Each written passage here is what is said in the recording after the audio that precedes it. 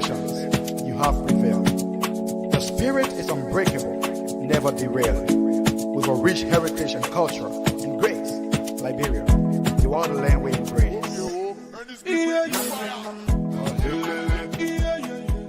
You are welcome to the bottom line, Liberia. Well, let me say good evening to all of you in viewing land. We like to say welcome to the bottom line Liberia discussions. This is a European platform that brings you the information that you need. Tonight, I have with me Mr. Yakuba Dole, Mr. Yakuba Morris Dole. Tonight, we'll be bringing you most information that you have not heard before, some of which you have heard, and we'll be discussing and giving our own views on those issues on the platform tonight. We're not too sure if our colleagues will be joining us because a lot of them are engaged. As you know, Paul the Lord Triple is now with us in recent time. He's going to be away for some time. Also, Francis Mensah may join us if possible or not. And then we are expected to be joined by one of our contributors, Mr. Johnson. But we're not too sure of that either. But Mr. Dolly and I will be here this evening to bring you the information as they unfold. My name is Linford Goer here in Norway, and Mr. Dolly is there in Manchester. Mr. Dolly, good evening.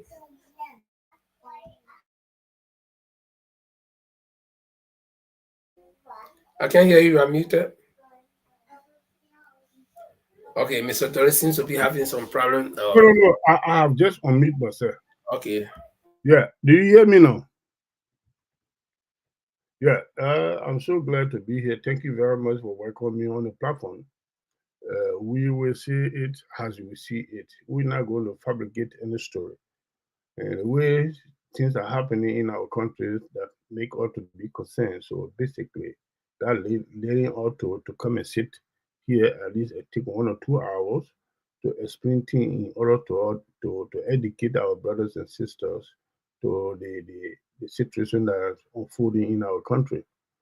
I hope people will listen and take note of whatever we say here. Thank you. Have a lovely night. Just before we go on, we want to welcome our viewers as they join us, and we want to appeal to them as they join us. Please help us to share the show. If you're viewing from Liberia via Chala TV, you can join us, or if you're viewing via our Facebook page or YouTube page, you can also share the show. And tonight, like I said, we'll be bringing you the much needed information as they unfold. You know, here we don't fabricate, like Padoli said. We tell you the fact, we say what it is, even though we say from our own perspectives, but we do not fabricate. And Padoli, just to get the stage set, how is the weather from your side in the past few days? For the past 2 days, it's getting cooler every day because of the summer is going away, the winter is coming. So we are getting cooler. But nevertheless, the part of UK I live, which is Manchester, is a region in United Kingdom that are very much unpredictable. Very much unpredictable. So the weather can change any moment, any second to different directions. So we can't rely on the Manchester weather. Okay, as for me, we've been having flood in some area, especially on the west coast. Since 2-3 days ago, there was a serious typhoon, and there's something I have not seen, very common in Norway, because of the mountains we have very low wind, the strength of the wind, especially those of us that live in the mountain areas. But if you go to the west coast, it's a flat area, so the typhoon was there, and a lot of people were affected. I mean, you could see whole cars getting drowned. I mean, they just already car they died, and the wind. I mean, clearing away buildings and stuff like that. But is the Norway you're talking about? it slowed down yesterday and today, so it's okay now. We hope there will not be a repeat of it. But like I said, all is good. So tonight we'll be looking at foreign news. On the foreign side, we'll be bringing you a little information from Russia, from the war between Russia and Ukraine. The latest development where Russian troops are now trying to reclaim some of the territories that they lost to Ukraine in that war. And so we'll be looking at a video, and you will see that video for yourself, and then you can be the judge as to what's happening, because sometimes the mainstream media will not bring you some of these things. But again, we can't independently verify it because the video is also from the Russian television. And then on the home front, we'll be looking at Mr. Cummings' recent interview with Spoon Network. Some of what he said, just a clip of it. And also we will be looking at the confrontation between police and the citizens of Liberia. We'll be looking at a video. We'll be watching a video from that, one of the most recent ones. And then, if time permits, we'll go to the southeast of Liberia to see the condition of the roads there. After the Unity Party government promised during the elections that no cars would get stuck in Liberia, after within the first 100 days, and we've gone almost 2 years, and cars are still getting stuck. What's happening? Is it that the promises were not kept, or is it that the Unity Party government does not care to uphold its promises to the nation? Those are some of the things we'll be looking at. But just before we do that, we're going to play you an interlude of music to get the stage set. And while the music is playing, we ask that you help us to share the show. And the reason why we usually play music is most of our viewers just joining us, or want to settle, grab a cup of tea or something, and munch on it while we play or while we get ready for the show. So we'll be back soon. Boy.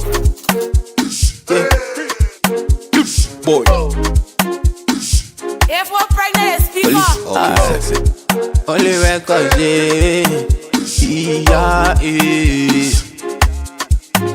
Now you bad liquor on that what you want me to don't can show yourself. Got plenty dancing, now you dancing, you get copy. I say don't can show yourself. You using Chani, Mr. Chani, I say to never don't can show yourself. You say you young for your sling on a papa bob, I say don't can show yourself.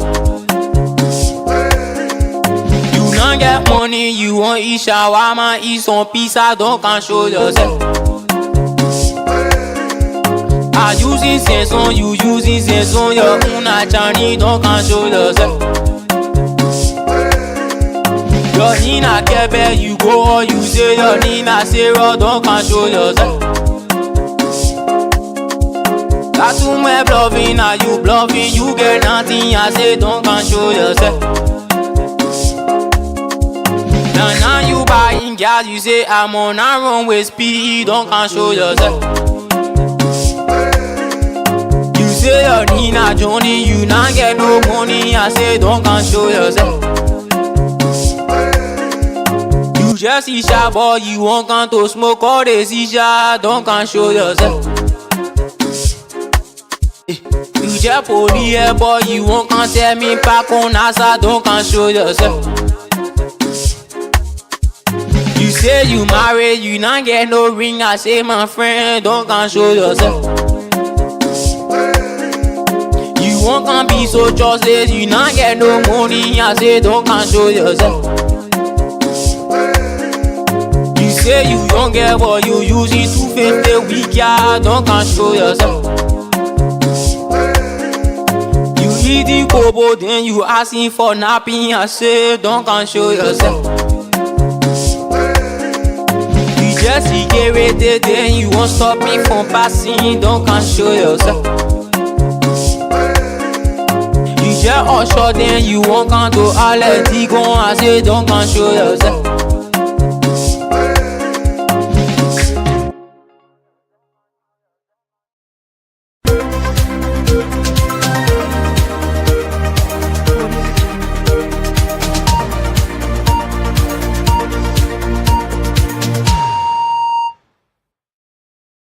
Okay, welcome to the Portland Library once again. My name is Linford Goa here in Norway, and Padole is there in Manchester City.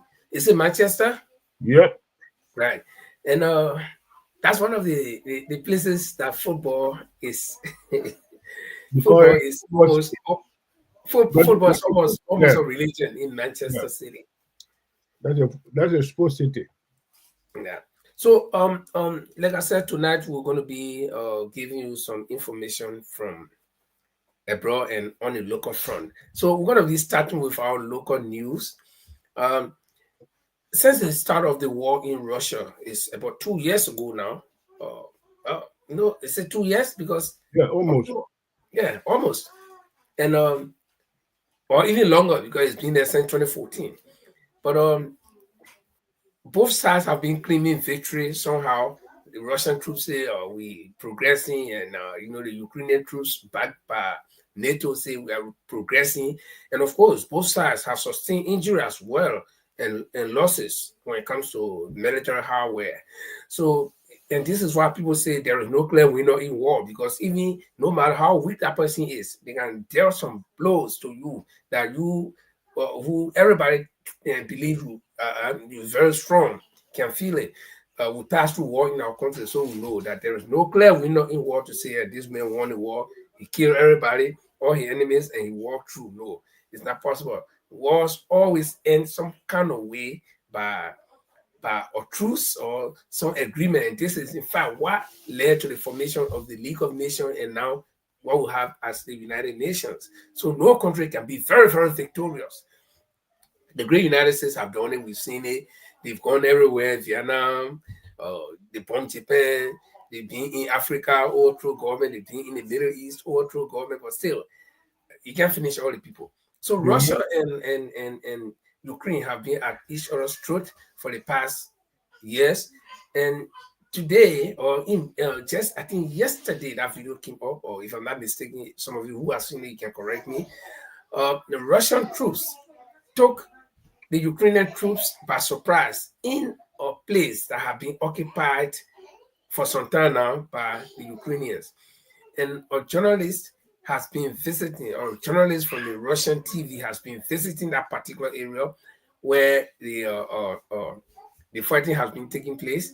And he gives this account that the Russian troops are now in that area and they are moving on the Ukrainians and they are actually displacing the Russian troops, I mean the Ukrainian troops from there because they took them by surprise. So we will listen to that. I'm sorry, no audio. Let's see if we can get it audio. Sorry for that. Where is the audio here? Sorry. This is technical stuff, and it takes time to do that. Mhm.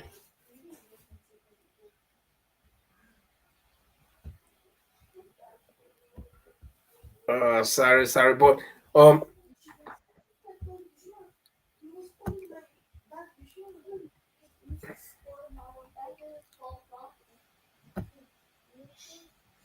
something. I'm really, really sorry about what's happening. Okay, hold on. I know what happened. But like I said, this is our technical men are not here today. But like I said, the Russian troops actually took the Afghan. the Ukrainians. I mean the Ukrainian. I'm sorry. Yeah, it took them by surprise, according to what is in the video. And I'm trying to get it. I'm almost there. They took them by surprise, and they didn't know that they were actually going to do that. And so, at the end of the day, they are now trying to reclaim their own area from the Ukrainians, right? But again, how did Ukraine get that place? So the audio here is my problem. The video is actually playing, but the audio is what I need to find out. Okay, but let me see if I can roll that video now. I don't know whether I will have the audio.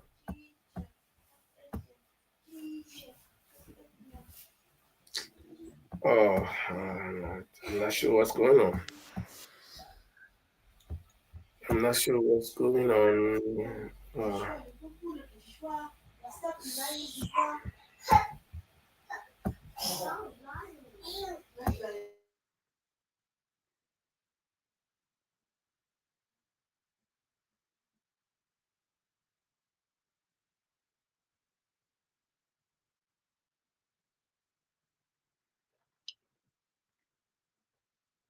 Yeah, Linvan, there's no volume.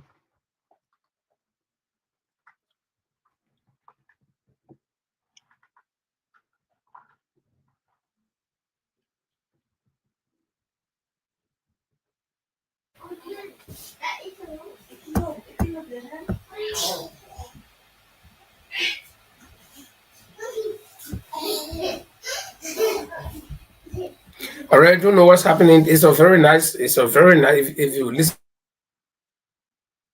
you know exactly what's happening. I've been playing this thing all day today. I don't know why it just went like this. But again, this is technology. This is where we are. We find ourselves, technology, and sometimes, I don't know. Oh, okay. I think I got it. Wait, let me see something. Okay, I got a video. I got it. So let me set it. Let me reset it, and then I'll roll it. I got it. I think I got it. So we sorry to our viewers. We sorry for that technical error. Is like I said, these things are technical. So the background here is that the Russian troops, this particular place you see, if you read the caption, the Russian troops have now captured this place from the Ukrainians, and in fact they are evacuating some of the people who have been held hostage by the Ukrainian troops. So listen to the video. Battle of Kursk seems an apt name.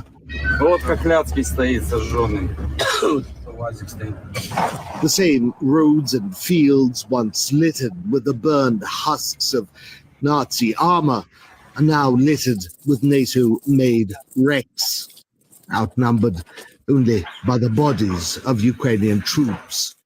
On and on it goes.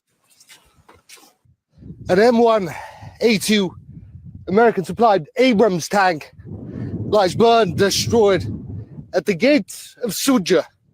That's been a long walk, along with dozens, perhaps hundreds of destroyed Ukrainian vehicles.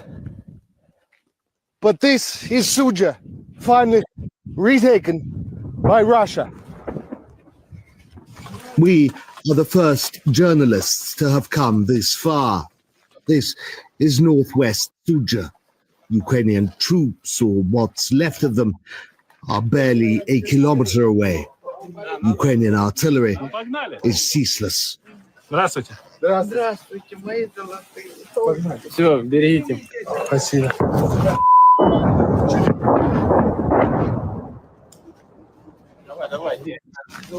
The suburb of Zalyoshinka was captured by barely a company belonging to the veteran volunteer corps. When we started out, there were so much incoming fire, but nobody panicked. Even when one of us was lightly wounded, we'd bandage ourselves and head on. Almost all of us have light wounds. 75% of us still have small pieces of shrapnel inside. Nick and his unit were among the first out of a 15-kilometer underground tunnel used by Russian forces to surprise Ukrainian occupation troops in Sudzha.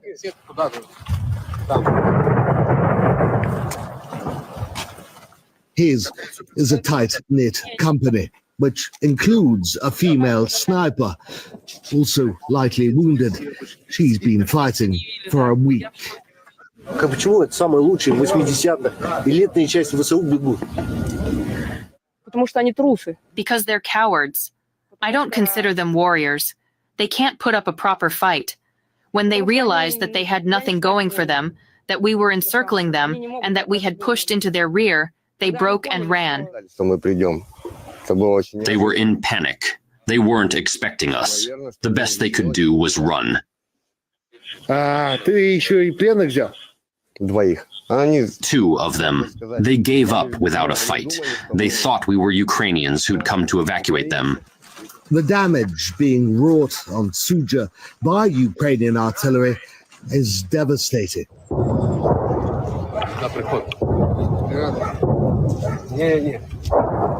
Filled with bitterness at defeat and humiliation, but the damage wrought on the people of Sudzha is far, far worse.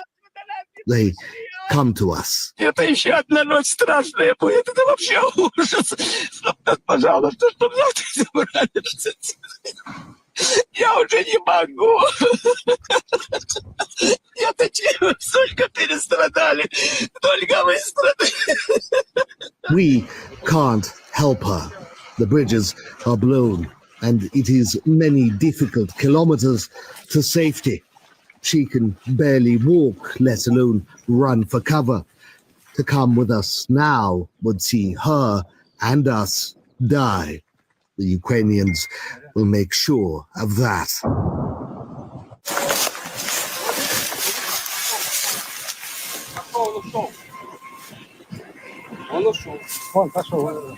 Another Ukrainian FPV drone circling overhead, looking for targets.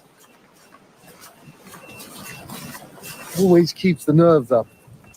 An endless swarm of drones, lacking appetite for a stand-up battle.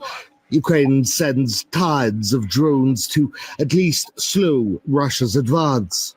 Civilian or otherwise, they do not care.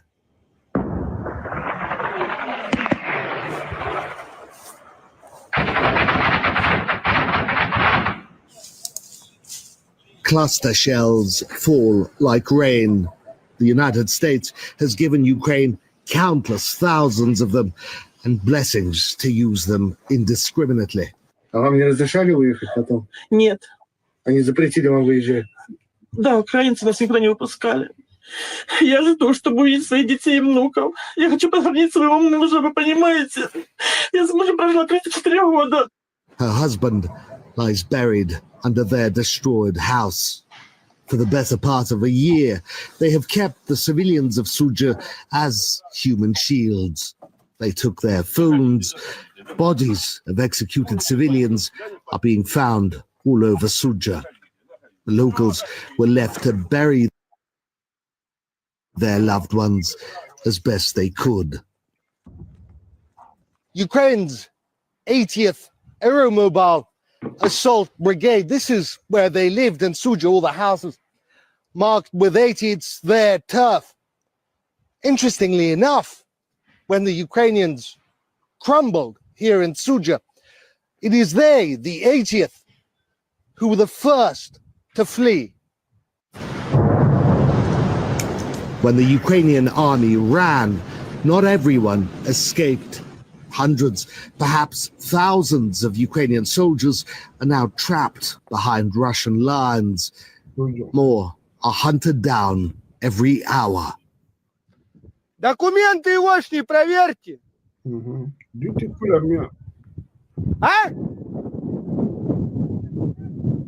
Да. Ну все, значит, посмотрите его на боеприпасы и отпустите. Спиридон, большая проблема, да, то, что ВСУ, вот, остатки, недобитки, можно так сказать, стараются смешаться с гражданским населением, выйти, да? Да, есть такие моменты. Yes, we have that issue. Many Ukrainian soldiers are now encircled by us, so they're dumping their gear, putting on civilian clothes and trying to escape. This is the symbol of Ukraine's incursion into Russia's Kursk region.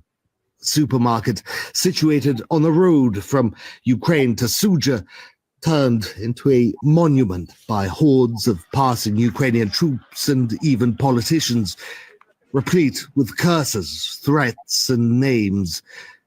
Most of the Ukrainian soldiers who left their mark here are now dead.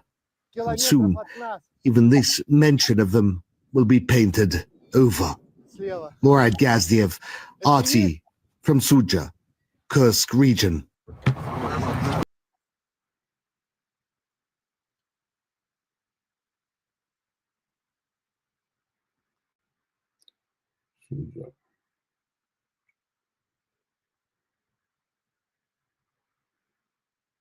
You are muted. you listened to it, you saw the video, and this is a reporter from the Russian television, so we cannot independently confirm this, but I know, or we heard the sound of the artillery in the background, and we saw the damage that have been caused by the war in that particular Kursk area. That is in the Kursk region, and that place is called Sudzha. And we those of us who have experience with war, those of us who live in war situation before, you can relate to what we just saw, where you can see the devastation by picture. That one nobody needs to tell you. You saw all the damage, and you could see the presence of military while the reporter was there. So this is not a story that anybody's making up. And like we told you, we don't make up any story here. We give you the raw facts. It's left with you to be the judge. And as a matter of disclaimer, we are not promoting any side in this war. We are not promoting any side, but we live in a community of nations. We live as one global village. So something affecting or anything affecting any side could indirectly or directly affect us, especially those of us living in Europe. This war, we see how it's been affecting us. The prices of some commodities are raising up. And besides that, our own countries, the NATO countries that we live in that are members of NATO, they are also being affected by this war. They are gearing up to even participate in the war if they see the need. And so this is why we try to bring the information, but we are not promoting any side. We are not for any side. In fact, this platform does not support violence. So we just want to make that disclaimer. But Padori saw the video. So what does that tell you about the war? Is Russia having upper hand, or are the Ukrainians having upper hand? For the physical evidence I just look at, is a clear indication that Russia are gaining ground in our sport. But to be honest, from onset, Russia and Ukraine are not a match. But I believe that what Russia is doing is the tactic that he is applying on this war is an intimidation tactic. The government are there. Russia doesn't like that government. You will continue to intimidate them, harass them, or the citizen can vote against that government and remove it, so they will come to a drawing table to discuss how best you can settle up. From onset, we've been watching and monitoring the activity, how the war started, how it been going on, what motivated the war, all these things. Then we have been watching it. For the video that I just saw, Russia is gaining ground. He's taking away territory from Ukraine, area that the Ukrainians were occupying for some time. So, but if the international community can see good reason to fight and stop this war, it will be necessary, because the suffering of the innocent people is too much. But something again that we saw, even though it's not a hidden, it's no more hidden secret that the NATO is supplying Ukraine some military hardware, and even United States at some point, Donald Trump at some point wanted to strike a deal with Zelensky so that they can sell some weapons to NATO to be able to supply Ukraine. But we saw those damaged military hardware like drones and tankers and stuff like that. So does this actually confirm that NATO is involved in this war somehow, even though they don't have boots on the ground, but they are supplying people in Ukraine to fight? But there's no secret to that. There's no secret that the Western war, that is the NATO, are not supporting the war of Ukraine. The only thing that no one got evidence on, that they got physical men on the battlefield fighting physically with their weapon. No one, we can only skip it there. I mean, we can only guess, but there's no evidence. But the only fact that we can attain in this thing here is sometimes some of the citizens from the NATO territory, NATO countries like France, UK, Germany, and Holland, and wherever, some of their citizens, as soldiers intendant, those that are being killed and those that are being wounded, can say that they go there to volunteer to fight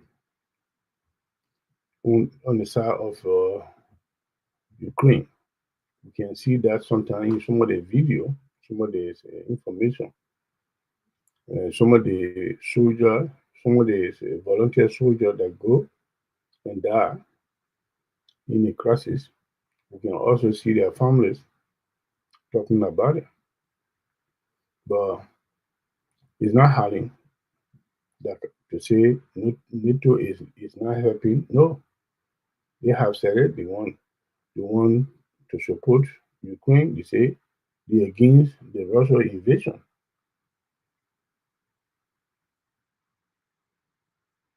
Yeah, that was that. At least it's visibly seen that the war, nobody's having an upper hand. So we all know now. And so just we'll transition to Liberia a little bit. But before we transition to Liberia, we're going to have a short jingle to welcome you again. If you just joining us, this is the Bottom Line Liberia Discussions. We are here every Tuesday and Friday, and today is the 7th of the 7th, isn't it? Yeah, the 7th. Yeah, it's the 7th. So this is the second edition for October, because the first edition was last Friday, and this is the second edition. So we want to say welcome to you if you're joining us. Through trials and tribulations, you have prevailed.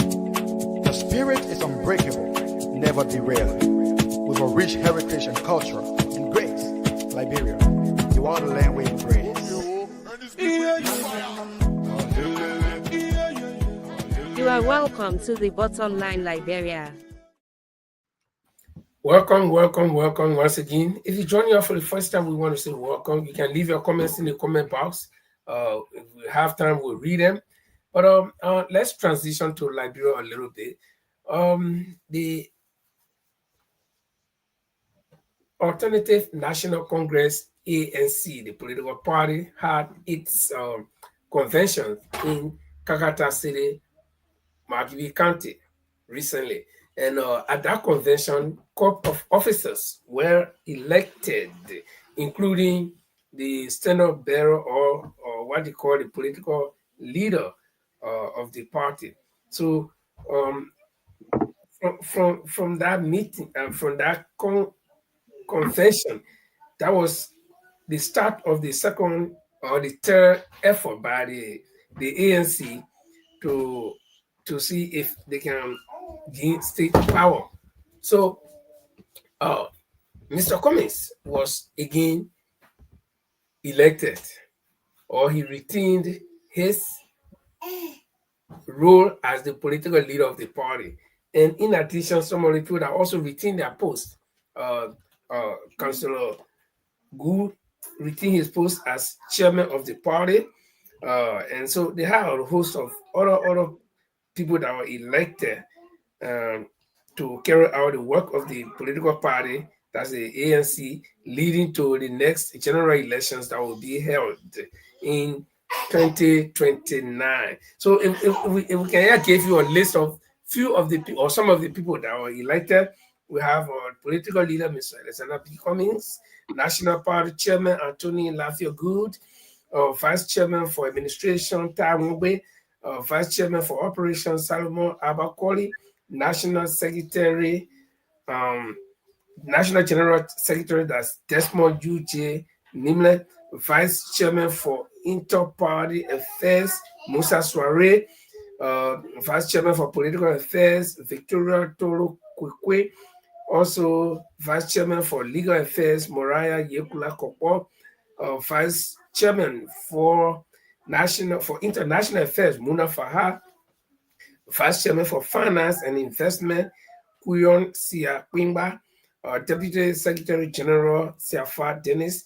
National Treasurer, Kaifa J. Kone. And National Chair Women Congress, Kula Yazulu. And Vice Chair for Administration was Jatu Boakai. National Secretary General Women Congress, Rosapa. National Youth Chairman, Aliu Kiadi. Vice Chairman for Administration, Lawrence Spencer. National Secretary General, Obadiah Sonic. So those are the names of people. And as I see few people who retain their posts, like Desmond Nimle. Desmond was the National Secretary General before, and also Councillor Gu. So that's it. Padoli, you heard about the convention. What can you say? Yeah, but I think the previous Secretary General was this guy here, Lesser too.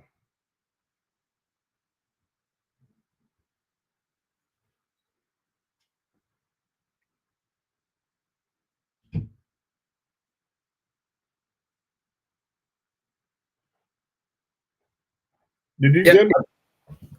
Yeah. No, sorry, I went off. I understand. I said, did you hear me? The previous Secretary General was Lesser too. It was not Nimne. But I don't know. Honestly, I don't know what position Nimne was holding before. Maybe he might have been holding some junior position, but the Secretary General that I know since then was Alaso too. Okay, but most people are arguing that the past election that the ANC lost, and in fact not only losing that election, but their percentage dropped all the way to 1% from 7%. Okay, we know what happened, but people are saying that the party leadership, especially the structure on the ground in Liberia, because in the diaspora, yes, they got party structure, they got party people in the diaspora, but they cannot do as much as those on the ground can do, because those on the ground are physically on the ground. They can meet the voters, they can propound the views, they can tell the policy, they can explain the policy of the party to the people that they meet every day, instead of depending on somebody who is in America. What, or in Europe, what the diaspora can do effectively is to support, maybe financial support or some other support. But so a lot of people have been casting blames on the party structure that are on the ground. Okay, and to come back again after this convention to see most of the names of the same people who were there in the past election, does that bother you at all? Yeah, for me, it bothered me, but that's a video of democracy. You see, that's one we always say, and even our party leaders, with the Honorable Alexander B. Cummings, have been saying that he can be doing the whole thing and result a new result. So if you want to get a new result, different result, you change the status quo to different people. The only people that I saw in that thing that I know of, I'm familiar with them, they were not in the past leadership that led the ANC to have that kind of massive defeat in the political discourse in Liberia. Sometimes the deputy party chairman for administration, Tawangwe, the party chairman who succeed within his position, he came in last minute to time to take over when we lost our party chairman, the late Senator Niten. So, due to the death of Senator Niten, we even lose some of the, we lost the senatorial post that we have for us to independent candidate of one Amara Corner, something like that. Yes. So the rest of the people, even the Nimne guy you're talking about, I don't know him to be holding any rock position prior to this convention. Because I knew the Secretary General was Alassa Tuo, who was one of the Councillor Alassa Tuo. He was the Secretary General for, so he might have been replaced with a Nimne guy in this. I don't know whether he contested or he didn't. So well, nobody knows how. I don't know how that happened because that was in Kakata and we were not there. But I was just expressing that concern because that's one of the concerns that people have been having. That that they were okay. Let Councillor Gu, after the passing of Niten, Councillor Gu took all the leadership of the party, the chairmanship of the party, leading to elections, and this massive defeat came. So people are just concerned.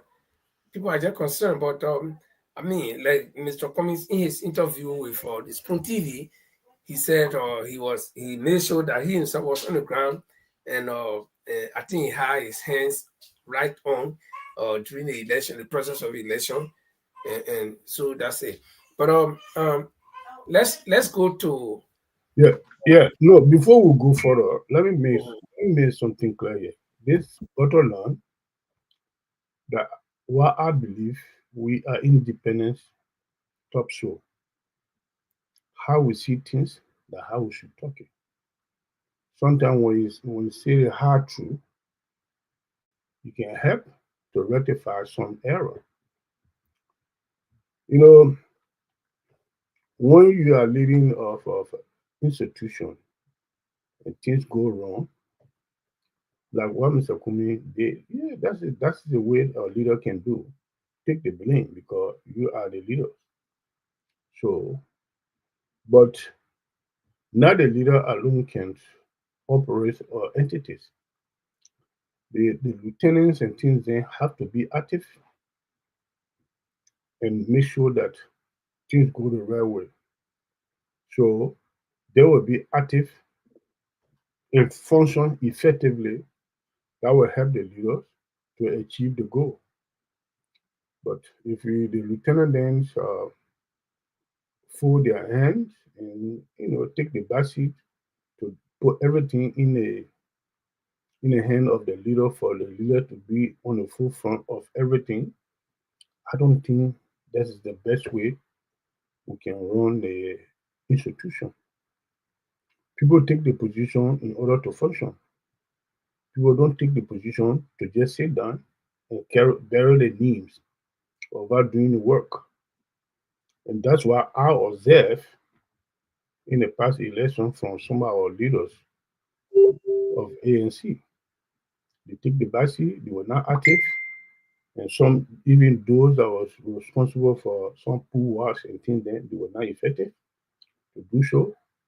They gave too much a strike to the party leader, Mr. Cummings, so which is not correct. I hope this new administration, and because we can see some new faces in it, more especially the deputy for administration. The deputy for administration's responsibility is to monitor and run the day-to-day of financial management in any institution. And that is one of the backbone of running of organizations. So I hope he will be there because I can see some of the evidence that what he did in Nimba, he performed very well by achieving the goal to win the seat of representative. I hope the tactic or the technique he applied in Nimba to win that seat, you will employ similar technique and strategies and work effectively in a new post that you have now in ANC as a deputies for administration of the party chairperson for administration. I hope you will employ the technique and the strategy he employed in Nimba to become representative into ANC to make us to be the next government in 2029. Okay. I think for ANC people, the only thing now they will be living on right now is hoping that we hope. And I think that's why. But there is no total reality like to say, okay, we know we did.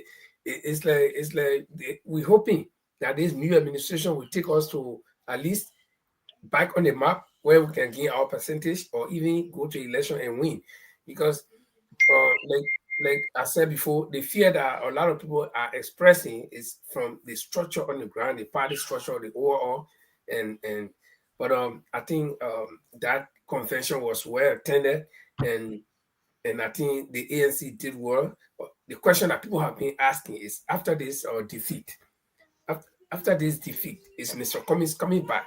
Now it is clear that the ANC is going to be coming back and Mr. Cummings is going to be on a ballot. So this is clear and there's no more question about it. And I think what the ANC should do now is that they should put in all of their mechanism.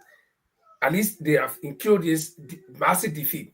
So they should now begin to pinpoint where we went wrong, what didn't we do, or what did we do that we didn't do correctly. So they still have a time to, I think, to make some adjustments and further improve the entire thing. And I think they have started already, because the general impression that people are getting from Mr. Cummings' interview is that, yes, there were mistakes. Yes, there were things that I personally, as Mr. Cummings, did not do. And so I'm going to start doing it. So that will transition us to the interview that he had with Spoon Network.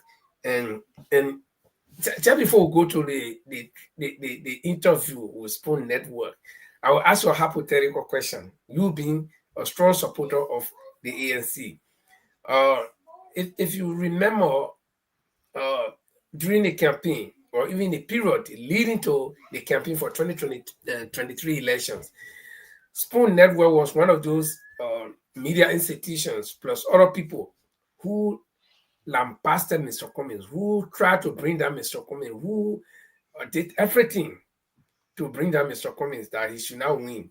And even Witherspoon himself had attested to it. There's a clip on the internet where he said we all fought to bring down Mr. Cummings because we didn't want him to win, we wanted Boakai to win. Now, and then I think from the ANC circle too, they were fighting against Mr. Cummings. Do you think it was possible, or it was good that Mr. Cummings could go to this interview with the Spoon Network? Yeah, you know what happened in politics. I am the party chairman for United Kingdom chapter.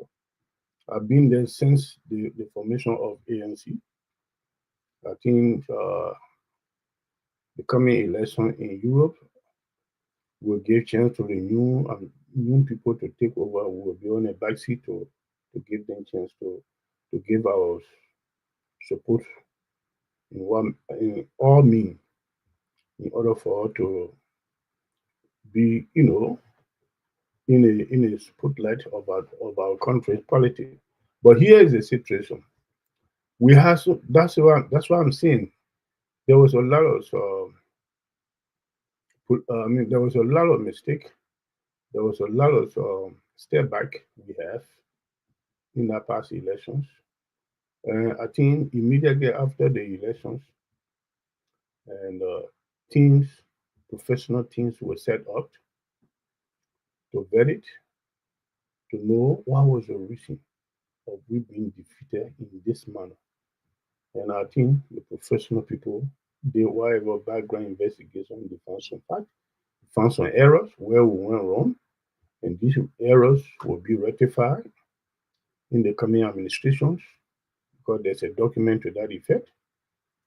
So some issue was very, very identified, which bring our downfall.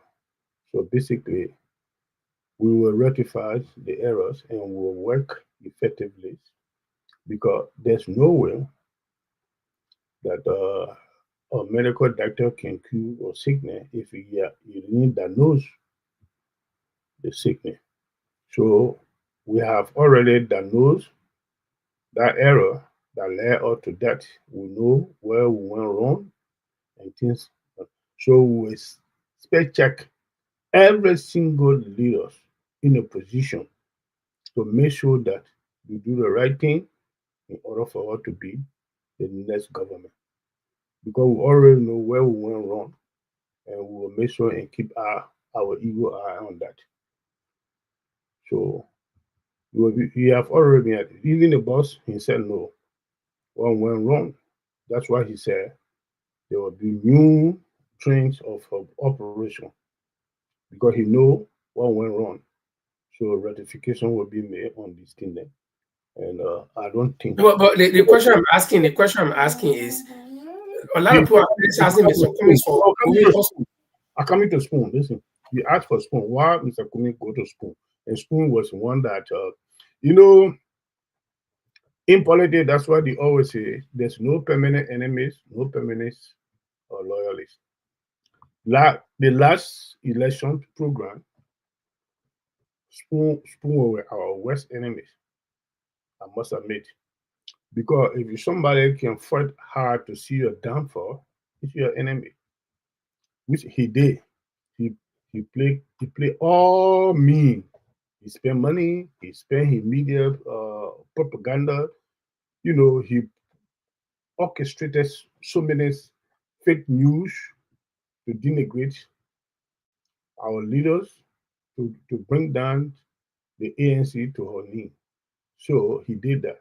But he himself has confessed quite recently, before Mr. Cummings coming to the Spoon top show, to obtain interview from him. He himself made it. He said that while we didn't know, somehow we know it.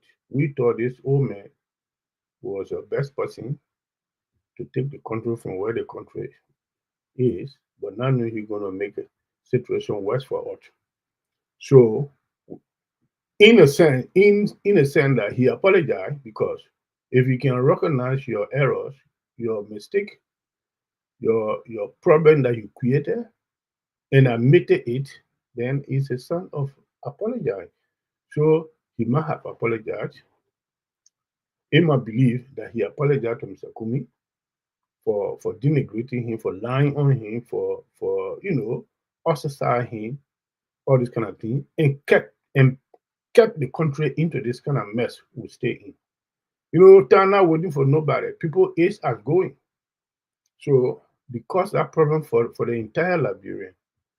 So today, if he can allow Mr. Cummings, before that, Mr. Cummings was not going to the top, so that he went there once and he didn't see any good cooperation for him. He decided not to go there. But now he says wishing to actually to talk to Mr. Cummings at all time, and when he realized that Mr. Cummings is the best person to face the problem that we have. Mr. Cummings is a real best medical doctor for the Liberian sickness.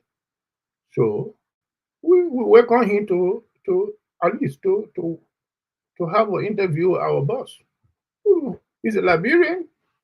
If he change his mind to support the red team, then why not? We got no problem with that. Okay, thank you very much.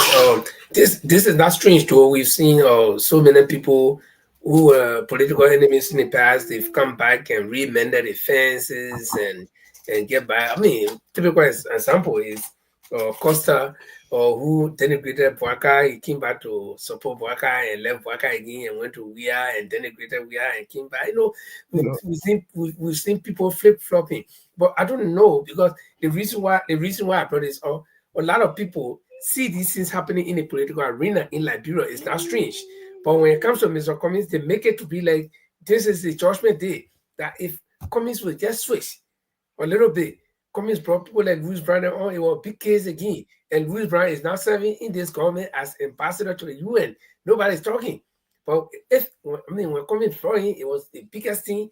Because Louis Brown was a killer, he was this, he was that, but the killer is at the UN. Okay? And then people have been flip-flopping, from politicians to politicians. When Mr. Cummings go just for interview, which is public information system, okay, it's a big problem that Cummings is supposed to say, no, I can't go there or something. And this is a man who wants to lead the country. So how can he start making enemies? He are not even taking power, but people expect him to make enemies. Yeah, and that's why I say quality is a day-to-day activity game people play. That's why a politician does not have one direction to say this is the one I'm going through. I'm not going to go left or I'm not going to go right. So the situations at the time, politicians work based on the happiness of the day. So Mr. Cummings going to Spoon Talk, I see no problem with that. When the time arrived, the man himself confessed that everything they say about Mr. Cummings was lie. They don't want to create problem for our country. He said it. So if someone apologize and make it clear to you, what's the point? That's why I'm saying in politics there's no permanent enemy. There's a permanent interest. If talking to, whether you like it or not, Linford, Spoon is one of the biggest, the most bigger platform today in Liberia. Many people listen to Spoon Talk. So if he can give airline to and willing to liaise with Mr. Cummings and to admit that whatever they say about Mr. Cummings was not true, then what's the point? What's the big deal? Okay, so that would take us to that would transition us to the interview with Mr. Cummings. There were a lot of things that Mr. Cummings said, so many things, because the interview was all 2 hours, and he said so many things, some new things and some old things.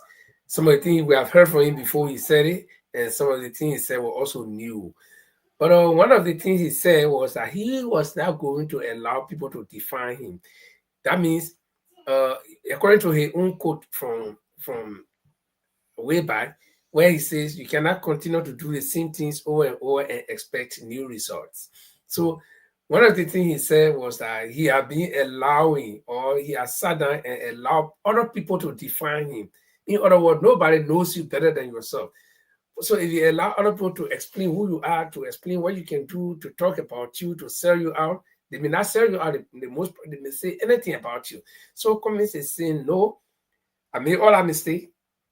It's not going to be the same way, and I will not allow anybody to define me. So after having said that, it was right that he attends that interview. So let's hear exactly what are some of the things that came from the interview. Going to be new, and some things are going to stay the same. So there are things we're going to stop, and there are things we're going to start. What's going to be different about me is that I am not going to let people define me. I am going to define myself. I was too, I was too legal. For example, when I was falsely accused by my colleagues in the CPP of forging documents, rather than understanding that it was political and not legal, and we needed to play the political game and the media game, et cetera, we were relying on the legal system, on the court system. I will not let that happen to me in the future. I will not be defined by my opponents, but I'll define myself and be more aggressive about that. This nonsense, and excuse my choice of words to you and your audience, this bullshit about me being gay, complete bullshit, complete nonsense. I will not let anybody define me in that way when it's not true. It makes no sense. Not to interrupt you. Facebook restriction, Mr. Cummings. And when, let me finish, please. And when, many Liberians, unfortunately, were gullible in believing that stuff. So those are examples of what I will do differently going forward. What will be the same is the economic message is going to be the same. Liberians are poor. Liberians are suffering. Most Liberians, I don't have any statistics to prove it, but I'm sure I'm right. Most Liberians do not go to bed with a full stomach. That is a problem in a country that got gold, that got diamond, that got iron ore. Apparently we got lithium, apparently we got bauxite. That is not acceptable, right?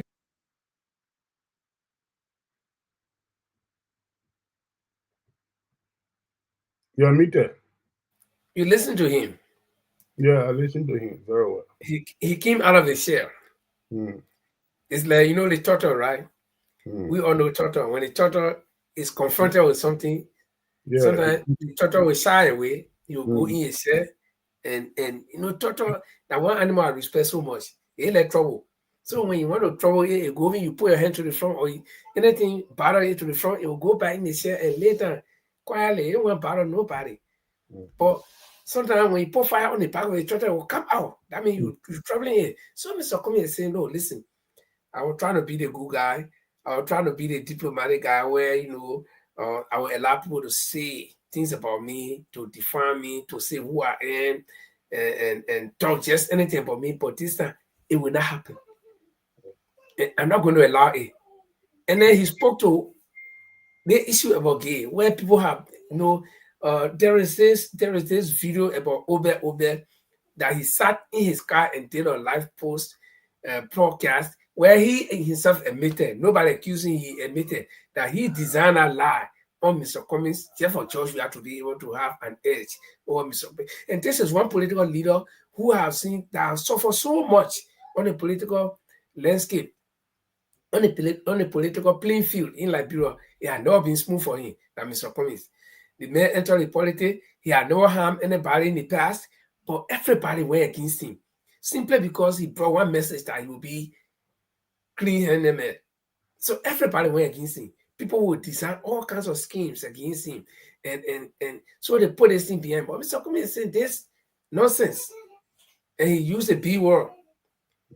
He would not allow it anymore. And do you think that was a good stance that he took? Is it the real Mr. Cummings, or what's happening?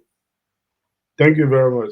Listen, you know, first place, what he said that he will not be like Bishop before, I'm 100% agree with him. You know, he allowed people to work, to do things, but the people betray him, because not everything being seen about leaders, the leader himself can respond to it. Distribute a full soldier, frontline soldiers, to retaliate on some of these things then forcefully. That was not happening. So he realized that, I think, next time when anybody tried that, I'm not going to give chance to anybody. I myself will get on the freak and deal with it. That's how I see it. You know, that Obe issue, when I saw the video some time ago, I got so annoyed that if it were me, after collecting that physical evidence that this guy lied, castigate my reputation, that this caused a lot of damage, that I have to go from media platform to media platform to debunk it. So long I got that physical evidence, I'm going to sue him for damage. If you know me.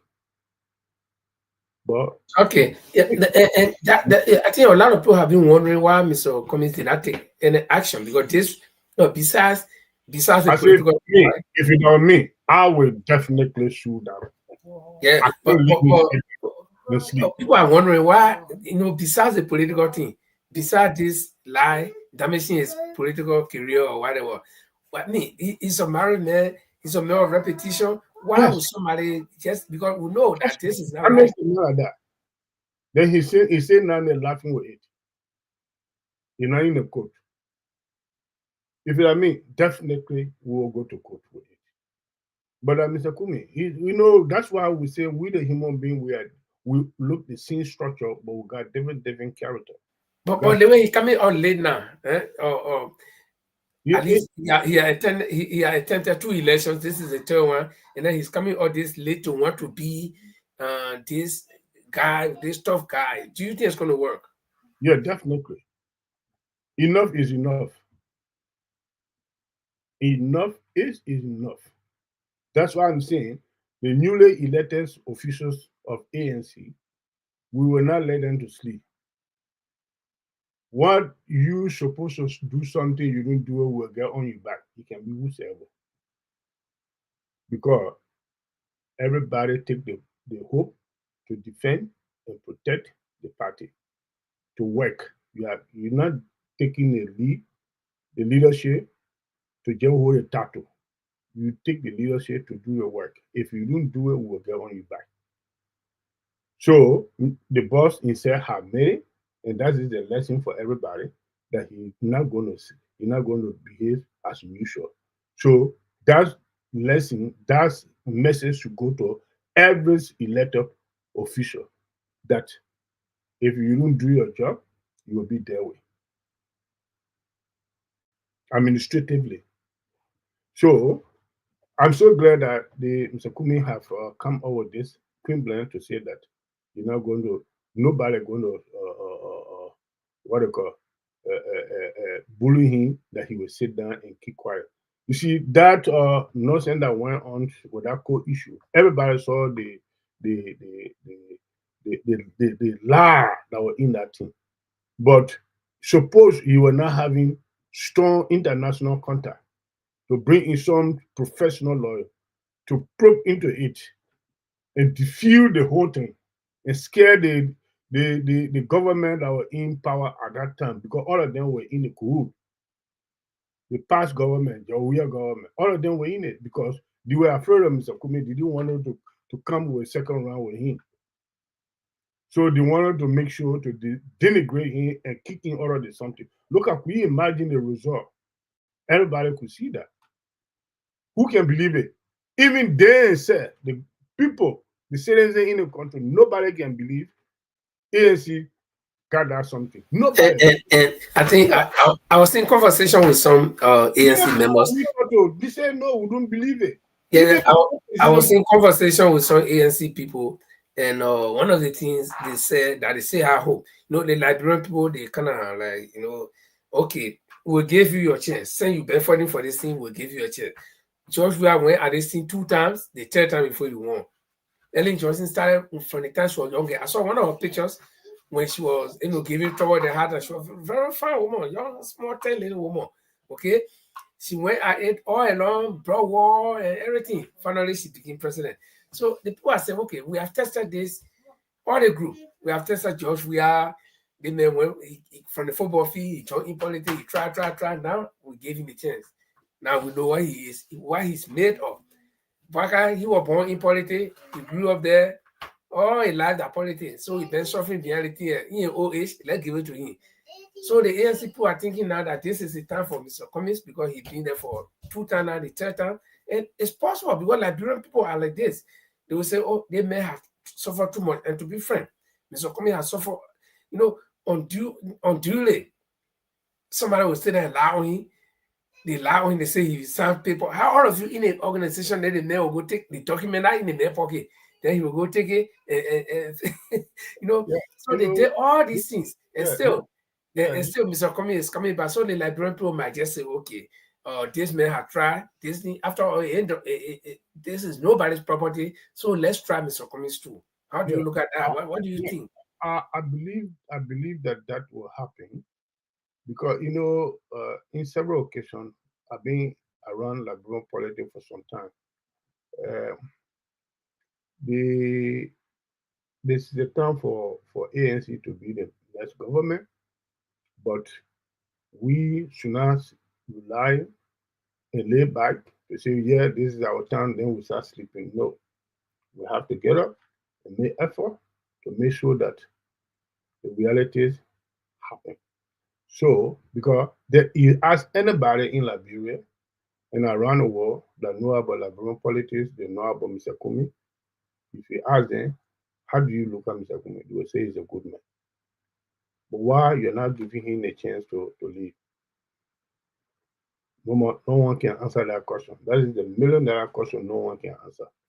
But now people are becoming to realize that they are made mistake. Even the media propaganda that use their money and their platform to denigrate, they are instead coming out publicly today to say, actually, we did wrong, we lied on this man. So for that reason, we ourselves too need to get up to emphasize on these people confessions. And one of the best things that I think we need to really work on is the last statement that the president of Liberia just made quite recently. He said Liberia is well rich with all minerals, but he needs good manager, good to manage the country, then the country will be better. So obviously he said, he disqualified himself that he is now a good manager. So we know who is the best managers in the Liberian political discourse today. Mr. Cummings. He has demonstrated it nationally and internationally. People know that. Nobody got any record on him, all the areas that he served, to say this is the one that he did blunder. There's no record. No one can put your finger up to say, yeah, Mr. Cummings was manager to this place or he was this in this is the one he did wrong. No.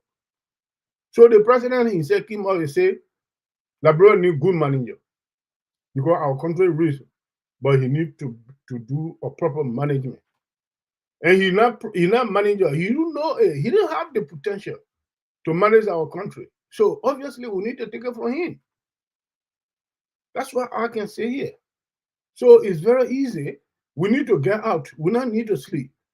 All the ANC people need to be a frontline soldier to go from village to village, town to town, community to community, to inform the people. Because they're not waiting for no one. That's what I can say. Okay. We hoping that we can get Mr. Cummings here. He gave us his word the last time he was in conversation with us. He gave us his word that whenever we call on him, he's willing to come. But it's been a while since he was here and on the platform, and it's like we were not even sure whether he will come back, whether the ANC will be in the elections or will be contesting. But now that it's clear they have had elections, and he's back as political leader, we'll try to get him back on the platform and we'll ask him some of the questions. What we're saying here, we get discussing among ourselves. Yeah. And you kind of playing the ANC card, you know. But let's welcome a few of our viewers here. Yvette Cephas is watching us from Atlanta, Georgia. Tumo Boniface is watching us from England. Also, Arrow News. I don't know what is Arrow News Liberia. I think some platform. Pataki is another. He was supposed to actually be on tonight with us. He's our fellow contributor here. Amos Brown. This is the first time I see your name, I guess, or it's the first time on the show. Jeffrey Lewinsky Bondo. Yeah, he's always here. And David Aragoe. And for those of you whose names that do not appear on my also Chadelo Chilplay, I want to say welcome and make the bottom line Liberia your home. This is where we discuss the issues as they are. Okay, we're going to transition to something special. You know, last week we had on Friday, that is, we had these discussions about the police, where we show the police people sitting on top of a car, where we show the police RG, Gregory Kuma, and they sending police to Rwanda for training. And some of the reasons why people, I think, believe that the police should be trained is that probably they are not performing their work professionally, or they just do not have that professional capability. They do not have the proper training or something like that. And that's why it's necessary. But again, you can take the horse to the water side, but you cannot force him to drink. So you can keep the guy at the police academy for 100 years and take him out. When you bring him, he will do different things if he's not willing to learn or to act professionally. So we're not condemning the police here, but of late, at least in the past few years, I think maybe from Georgia until now, there have been a lot of problems with police and the ordinary citizens, to the point where some citizens even create their own vigilante group that they don't trust the police. If police go to arrest somebody, it got to end up being fist fight between the police and that person, or a group of people and the police. We've seen this over and over again. The most recent one was a video that trended yesterday, just yesterday. I don't know when that thing happened, but a video came out yesterday, and I will try to play this video. Then after that, Padoli and I will be discussing it. So I hope it will play.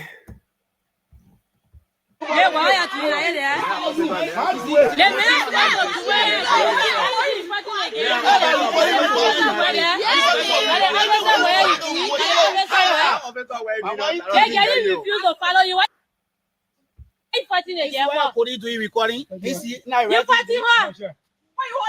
Choking my share. You choking my share. You choking my share. Everybody is choking my share. You made the What are you doing? What are you doing? Leave my share. Look at you. You fighting woman. You recording.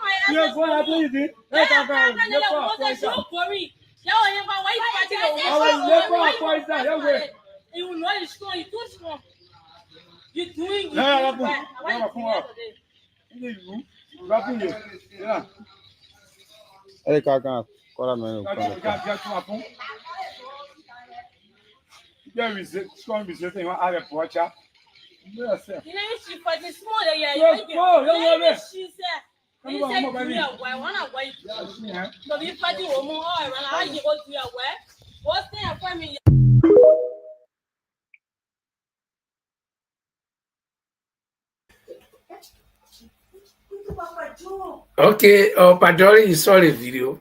Yeah. And we heard visibly, or we heard everything. We saw the video visibly and we heard everything. What transpired? What we do know, or what at least I do know, is why the police want to arrest the girl. What did the girl do? And what we also do know is whether at the end of the day, this girl was taken to the police station, or she was, because he threatened that, or he promised that when the car, he had already called for backup, and when the car came, he would lift the girl, even as she was lying down on the floor, he would lift her and pull in the car. But what we saw was that, like I said, we don't know what transpired before. We only saw each other, two of them at each other's throat. As a policeman, how can you describe this scene to our viewers? Okay.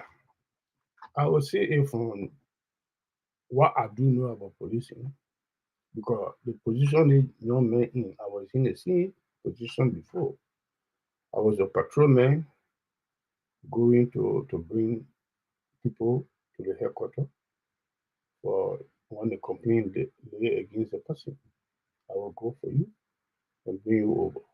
But those days, we never used to have any touch with any of the corporate.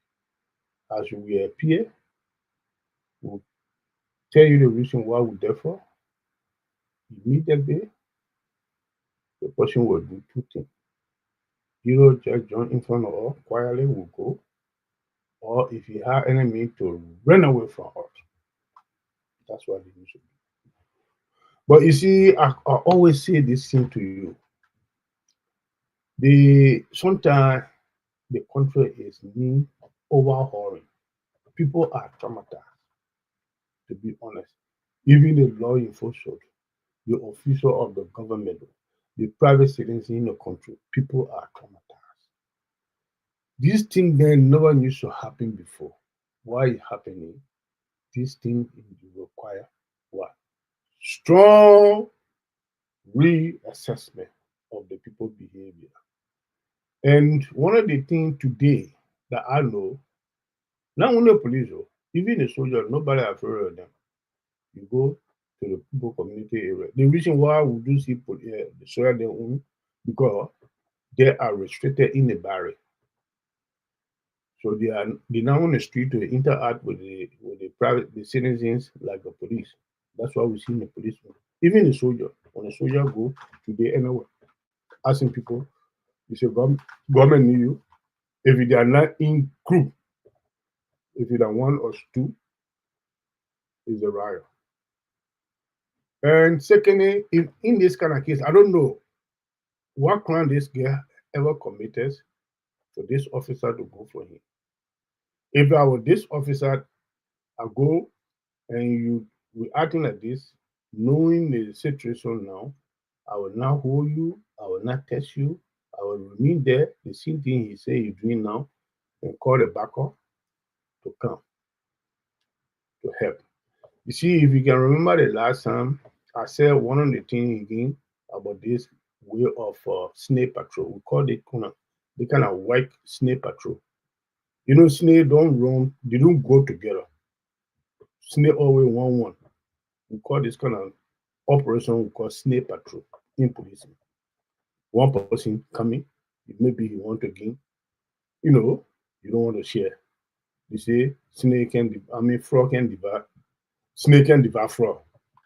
So snake patrol.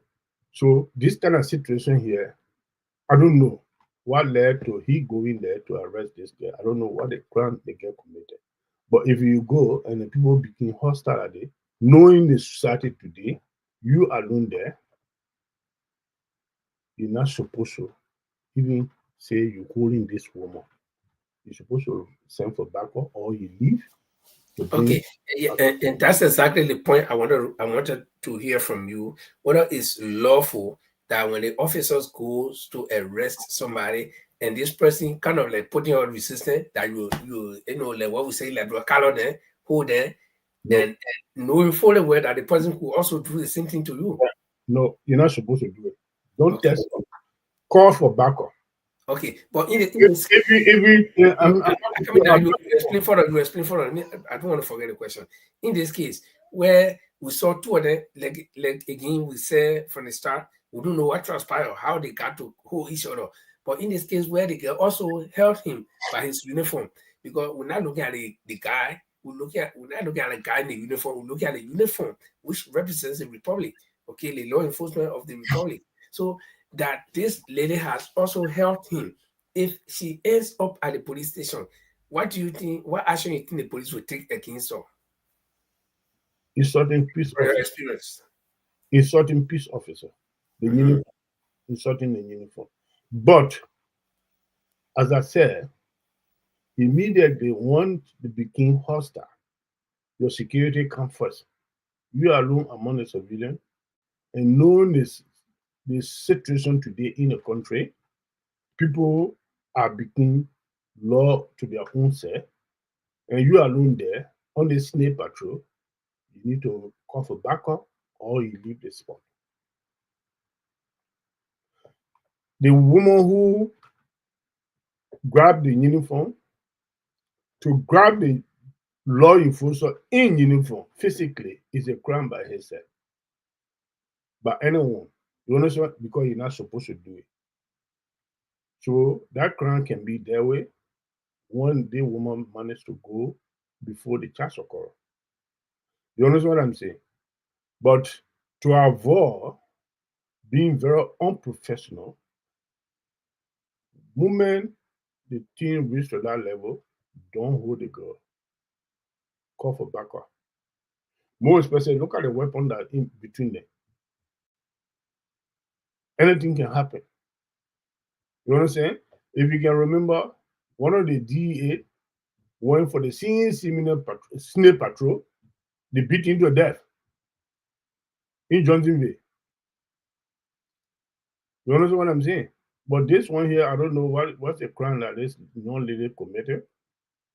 And it now reached to that violent man. If there was a gangster area where he go to arrest a drug dealer or whatever, they will jump you to beat you to death like the way they beat the DEA officer. He will have him gone as well. You understand what I'm saying?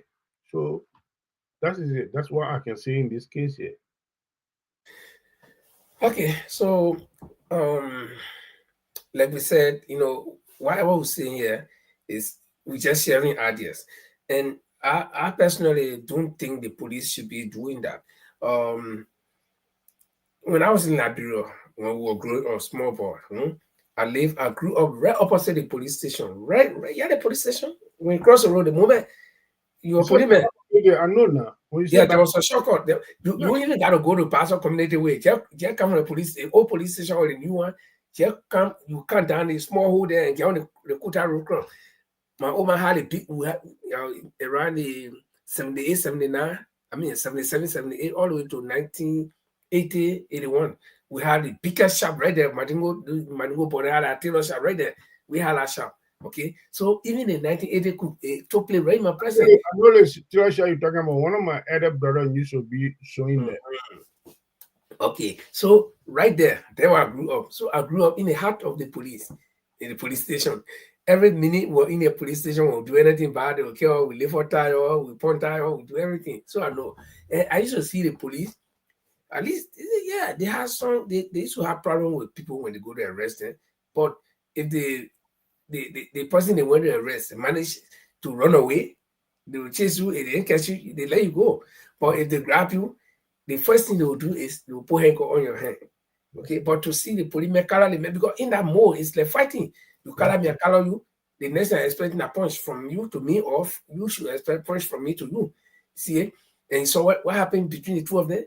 He tried to nag again and they get overpowering and he too fed down. So you can't do those things as police officers. So we hope that the new batch of people that is sending to train, they can have some of these things. And I hope that the police RG Gregory Kuma will take, you'll be cognizant of some of these things. It does not augur well. It does not augur well to see our police officers, in as much as they don't behave good sometimes, but it does not augur well that you will see they and the citizens that is supposed to be protecting to be in confrontation. So I just want to put this hypothetical question up.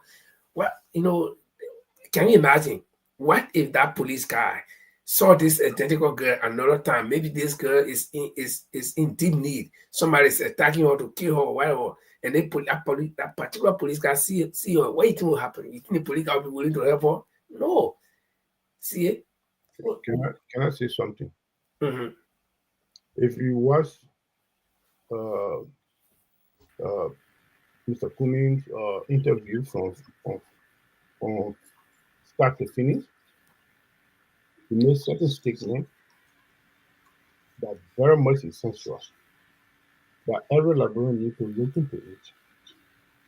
You see, he said in his interview, the problem we the Liberian people have now is system. You see, we can change people from now to Judgment Day. If we wouldn't change the system, we will still have the same problem. So when he became the head of state, the first thing he will try to do is change system. You see, system can cause so many problems. When a system is rampant, is damaged, anything can happen.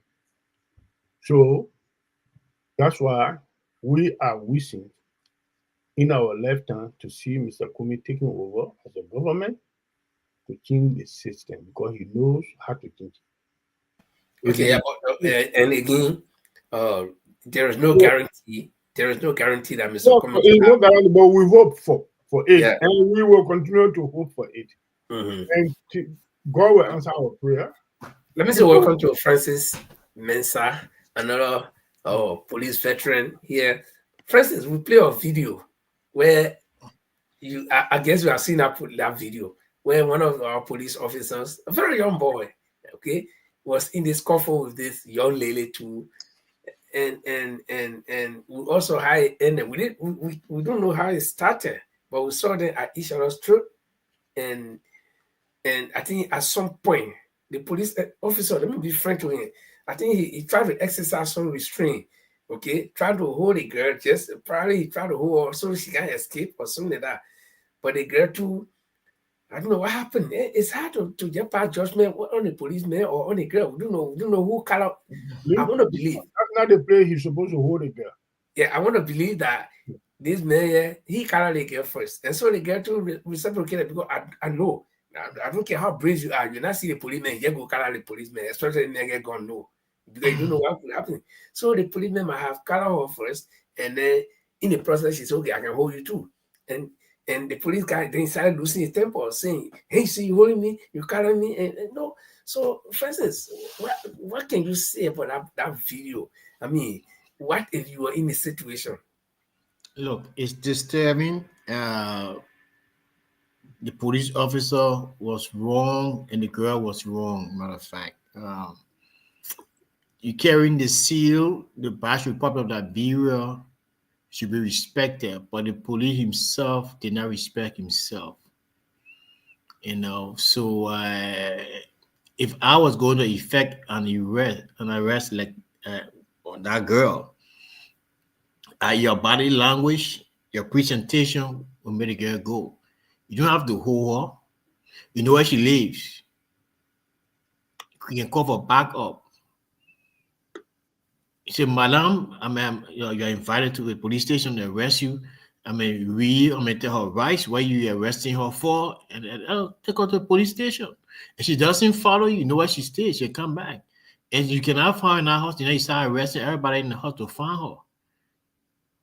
You know, that's how we were taught in the police academy. And, again, 11 individual, you have a lot of different people from different background in police force now. I don't know how they are being vetted to get to wear the seal of the Republic of Liberia and to be the gatekeeper of the society. I mean the police and journalists are the two. Are the people you look up to in the society first. He brought himself. So look, both of them were wrong. But the girl would take a greater burden. It looked that she was refusing to go, to follow instructions, to be arrested. She was. So you see, in America, places, people, police drag people, but again, the morale in the eyes of the public or the police officer is not being respected. It's diminishing. It's diminishing gradually. Yeah, you just talk about America. You see, even in America, when the police go to effect arrest, you see people with camera and people arguing with the police. I've seen them many times. Oh, you're not supposed to, But again, the police, I think, like you said, the body language is very important. And I saw this funny video. I think it's real, where the boy was riding cycle, I think, on the highway, and the police car saw him and they stopped and they tried to pull him. They started speeding with the cycle. And the policeman, instead of running behind the guy with the car, he got and started running behind the boy. Almost to catch the boy, he stomped his spoon and he fell down. And the other people had to come to so the police concern now all they do this thing here. You want to arrest somebody. What crime people do commit so much that you gotta go and look at the risk the girl taking. You don't know this guy. This guy got gun hanging on him, gun. Yeah. I mean, not to say he get knife or switch or rattan, the man get gun. Long gun. Yesterday when I saw the video, if you see the video, when the video ends, or from the start of the video, you see a girl and you're standing all the girl. So when I saw the video, I thought the girl was there already. I thought he had shot the girl. Until when I played the video, then I saw, because anybody see that video, you think the girl is there. But the guy, even at the time he and the girl were wrestling, both of them fell down. That was dangerous for a police officer. Yes. Your weapon. Why did the girl overpower your thing? Linford, I continue to say it. Francis can bear that. When people are traumatized, these are the kind of thing you can see in a society. These are the kind of drama. You always talk about this trauma. Where does this trauma come from? We need the traumatization, my brother. Yeah, but where does this trauma come from now? Listen. Look at the behavior of people. Yeah, but not all bad behavior is caused by trauma. No, listen. You see, even in Europe, we got people who behave bad. What trauma do people go through? Those that behave bad way, they can be taken to de-traumatization. You know that. Yeah, but the question is, what's causing the trauma? I work as a social worker here. You know what I'm saying? So, but listen, I want to know. Trauma got caused. Some people behaviors of a human being can indicate that. So the whole nation cannot be traumatized. You can't tell me that the whole nation. I want to say something. In fact, most of the young people in the police were born after the war. Okay. Tell me. So they have no reason to be traumatized. That may also be traumatized. People saw the war. Saw dead body all around the place. I work as journalist. I used to have cassette video, where people shooting each other. The funny when after the war, when the other people receive, when they run away, we go start taking video. Or some people even die. All the things so that they can come to me. So, yeah. Yes, sir. Francis. Yes, sir. Today, our population, 70% of our population were born during the war. 70%. 70% today. Okay. I mean, the war actually ended. Let's say 30 years ago. Yeah, exactly. Yeah. You understand what I'm saying? Yeah. I say 70% of our population today start from the war time to present. It was not possible that 70% will be born during the wartime when life was not stable, people were running everywhere. Now, if you say after the war, listen, we are not here to just do unnecessary argument. They think that you are old enough to know before Liberia crisis, before the war, children, the way the children are behaving today, they were not behaving like. Okay, Patron, let me. I want us to have even just let's have it as a conversation. Let's have it as a conversation. So you can come, I beg you. You even say a just there. You grew up right near the police station in Basa community. When you were a little boy, when the police people.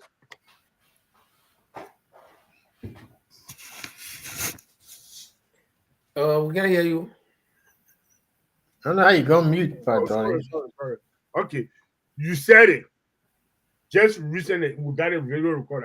I'm recording it here. No, I'm not denying. I grew up in a police station. Yeah, you grew up right. If you knew Colonel Abamo, of the police people. If you knew Colonel Abamo, he was my father's friend and my wife. They lived Colonel Abamo. Yeah, they lived Colonel Abamo. That, in fact, I can say I grew somewhere in Minnesota.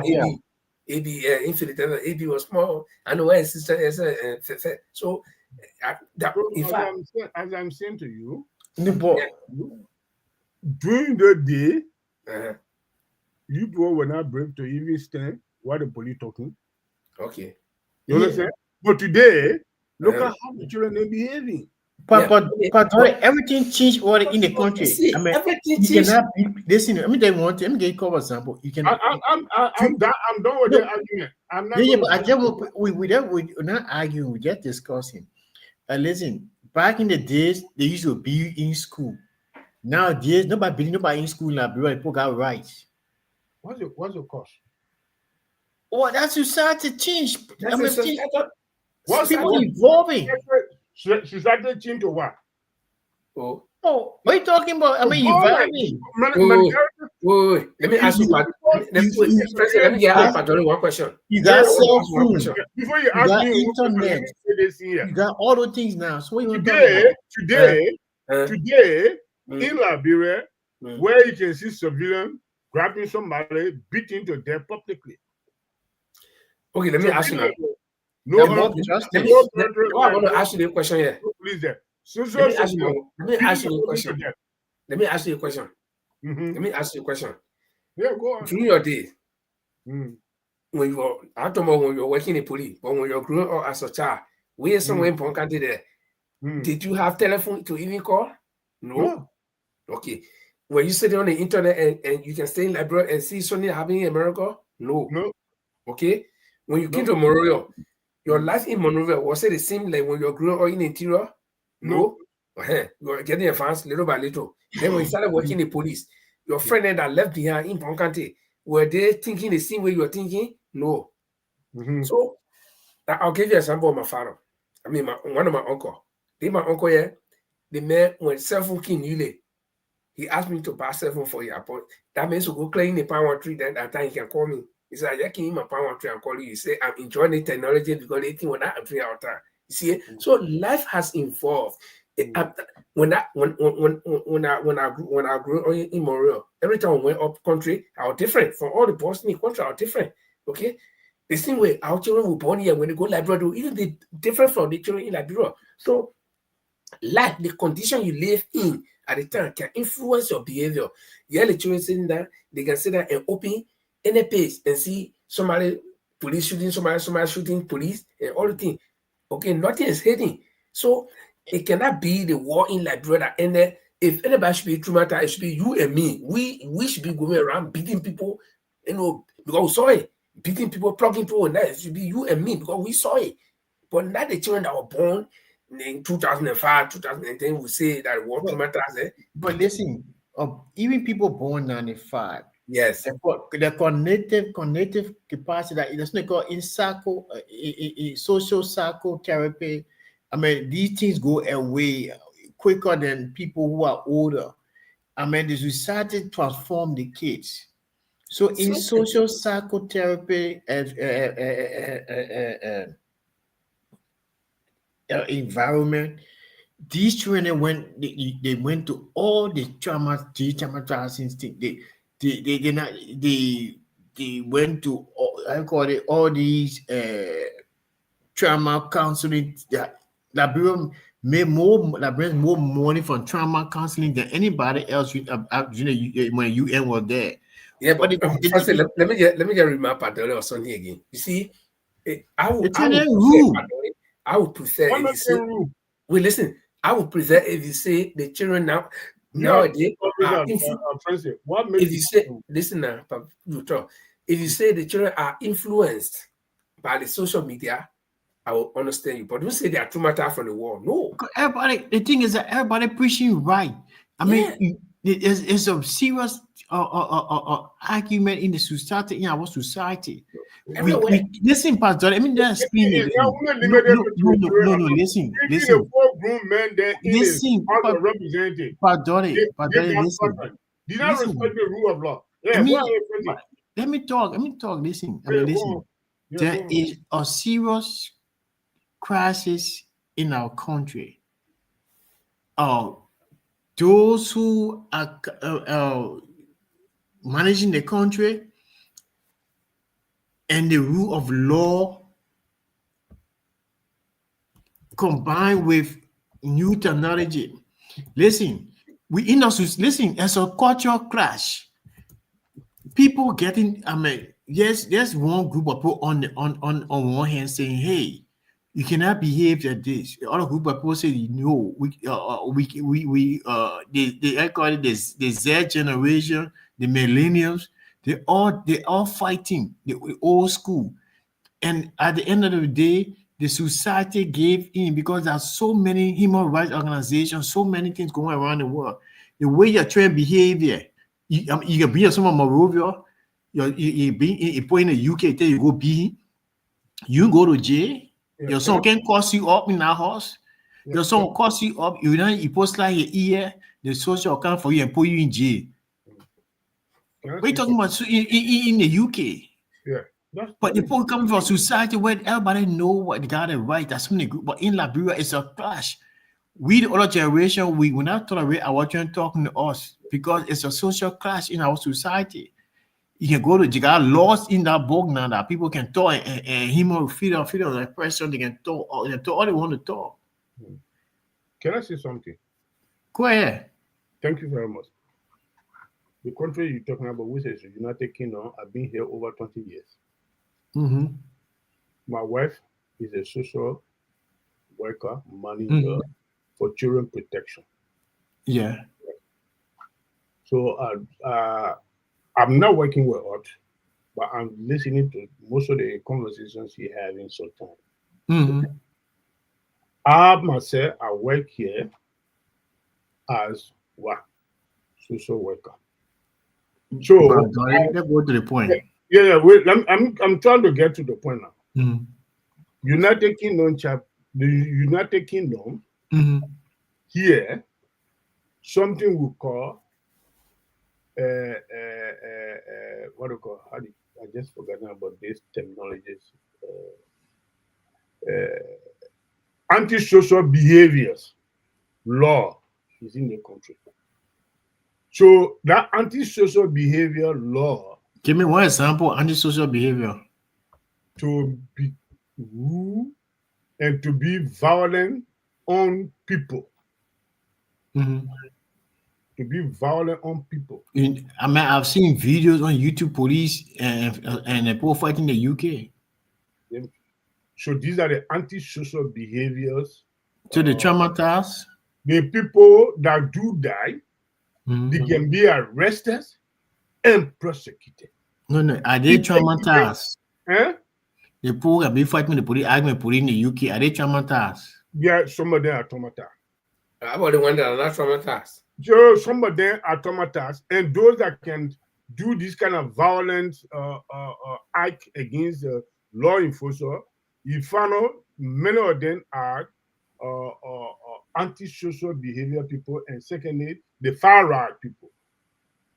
You understand what I'm saying? Okay, so we want you to agree. You know what we want you to agree. We want you to agree with us that not everybody who is doing violence in Liberia or no, not everybody. Because you always based on this thing, the people are traumatized. I said not everybody do violence in Liberia. I do know that. Not everybody. Okay, and not everybody who does this is traumatized from the war. Majority of our people misbehaving for two reasons. The rule of law is lacking. Now you're making some sense. The rule of law is lacking completely. Even he is exhibiting in the house of law. Yes, we agree. We agree with you. I'm saying? So those are supposed to tell people to respect rule of law, to respect law. They said flagrantly violating the law publicly. So that alone are they traumatized? Violent manner and are they traumatized? Violent. Are they traumatized? So the even the law enforcer that we expect them to perform professionally. Were you traumatized? Let me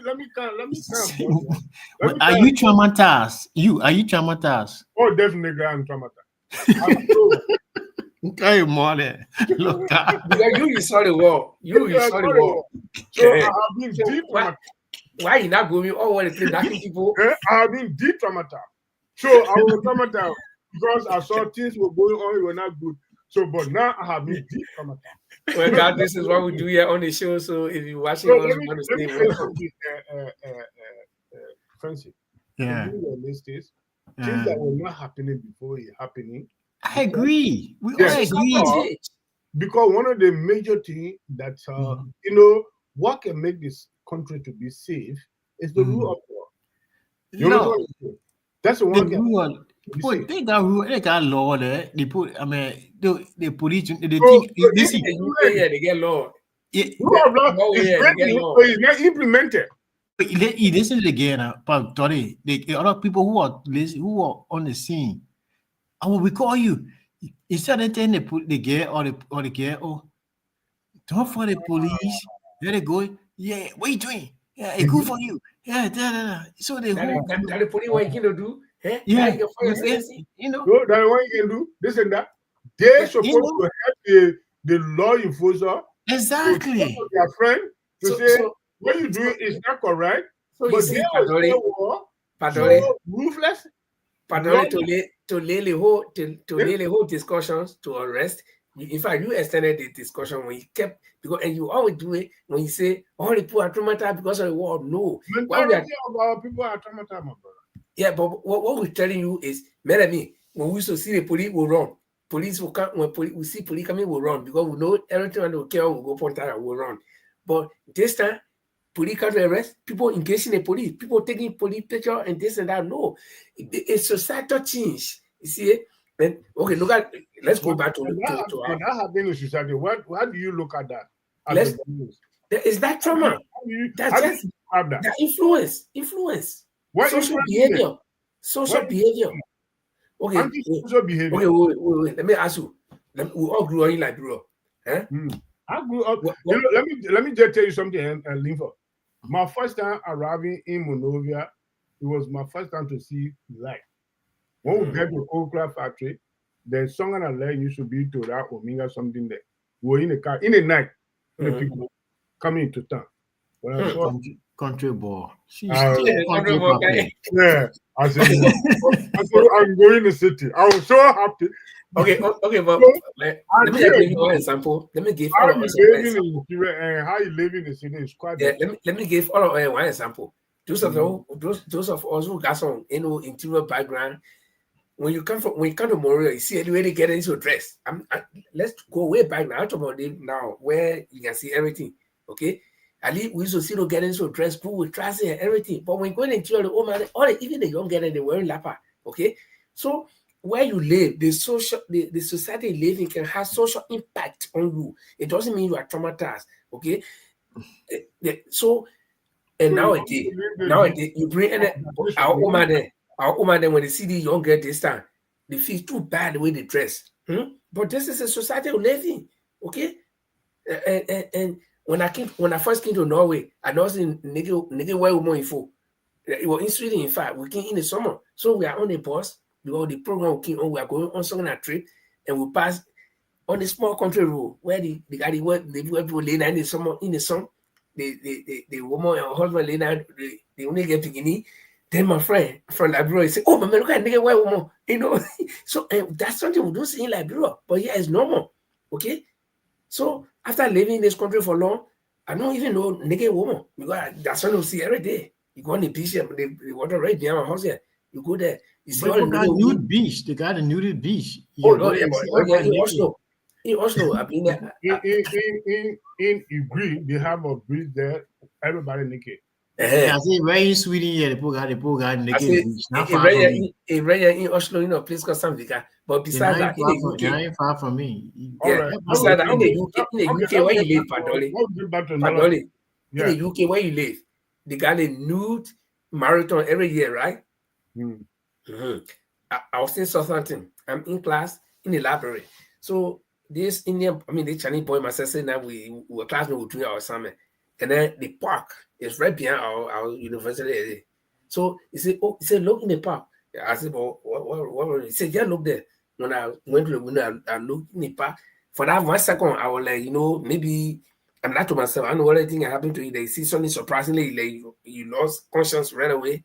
I said, well, so I closed my eye, then I opened my eye. Then I looked, I saw the people, more than thousands of people running all naked, butt naked. Okay, old men, young men, children. So then I said, but what's going on? He said, oh, you didn't hear on the radio this morning that there will be the nude marathon. You see it? So what can you say they have traumatized? No. And some people are going to see that. So that the way of life, the society, it can impact you. And so even if you're a man who are not seeing or is scared to see nigga woman, you live in the kind of society, you'll see it. So for me, I even know nigga woman because that you see everything. Okay. But the behavior of our people, that for instance help all this thing here. The way our people then behaving now, they don't respect law enforcement. They don't everywhere. They didn't respect. You see the police. You understand what I'm saying? They take law into their own hand. What causing that? But the thing is, they didn't take something about it. You said it, or you said, I mean, the rule of law is missing. Yes. The thing is that you cannot effectuate the law. You cannot actually effectuate any aspect of the law because, I mean, a lot of things you have to take into consideration, and the manpower, our people, our psyche, a level of education. I mean, people is politicized, politics, everything. Police tells you, they say, oh, that CDC police, the United Party police, or the ANC police. As soon as Cummings take power, the police start doing the right thing. Yeah, they say that. Opposition say, oh, that ANC police are coming police. That's the problem. We do not see the fact. We don't know. So the country has so many problems that we need to work on as a country. Our people need, I mean, education. I mean, I want to talk the same thing. I want to be seeing the same things over and over. We're saying the same. We all know what the problem is. It's not that it's traumatized. The rule of law, education, so many factors. Who's supposed to bring the change? I mean, where alone the president people going to school. Everybody, society has an effect on people, how people behave. Deportees come from America, they go, they ask the first thing the people see you, your action, you. I mean, I say 1 or 2, there are a lot of deportees in that bureau. They come from America, they don't want to respect police. The police here, they argue with the police. Oh man, how you what you telling me? The next man see you will not do the same thing. To show that.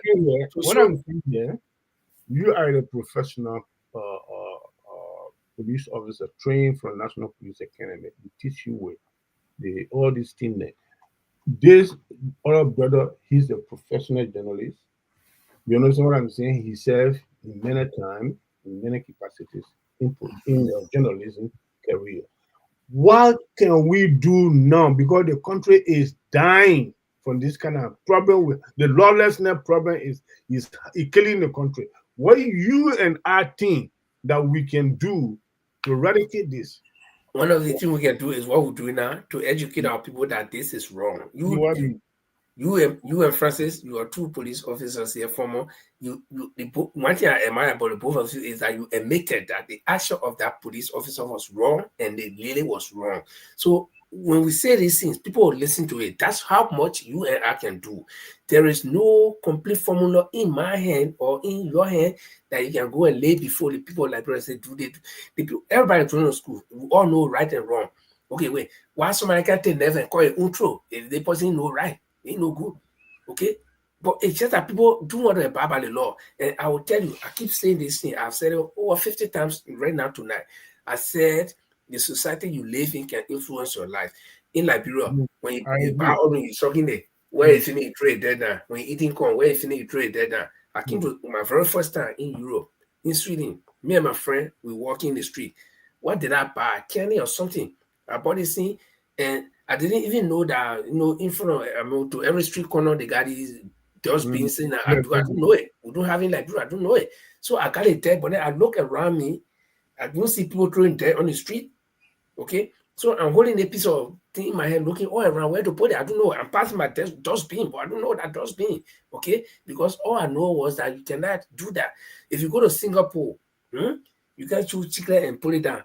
You cannot spit. In fact, in the flight, they will tell you. So when you get there, you know. Okay? So the society can have impact on you. If you live in a good society, society will law. Our society now is loose. But I agree to that, but it's not trauma. It's just a society affecting us. No, but Dore, I mean, let me tell you, Linford talking about holding thing in your hand. After, I think, 5, 6, 7, 8 years, I went to Liberia. I bought banana. I ate a banana. I think in my hand, walking around looking for a thing to throw away. So my man walking. Man, my man, throw that thing down. Hey, you feel somehow. Yeah, man. I had a thing in the car. Man, they throw it in the window, man. I said, no. We got a farm place. Yes. You see Bell. One of my men gave me lift. I put a seatbelt, man. I started laughing. He called me Jam. He said, "Oh, I got Jam, man." You know, he started laughing.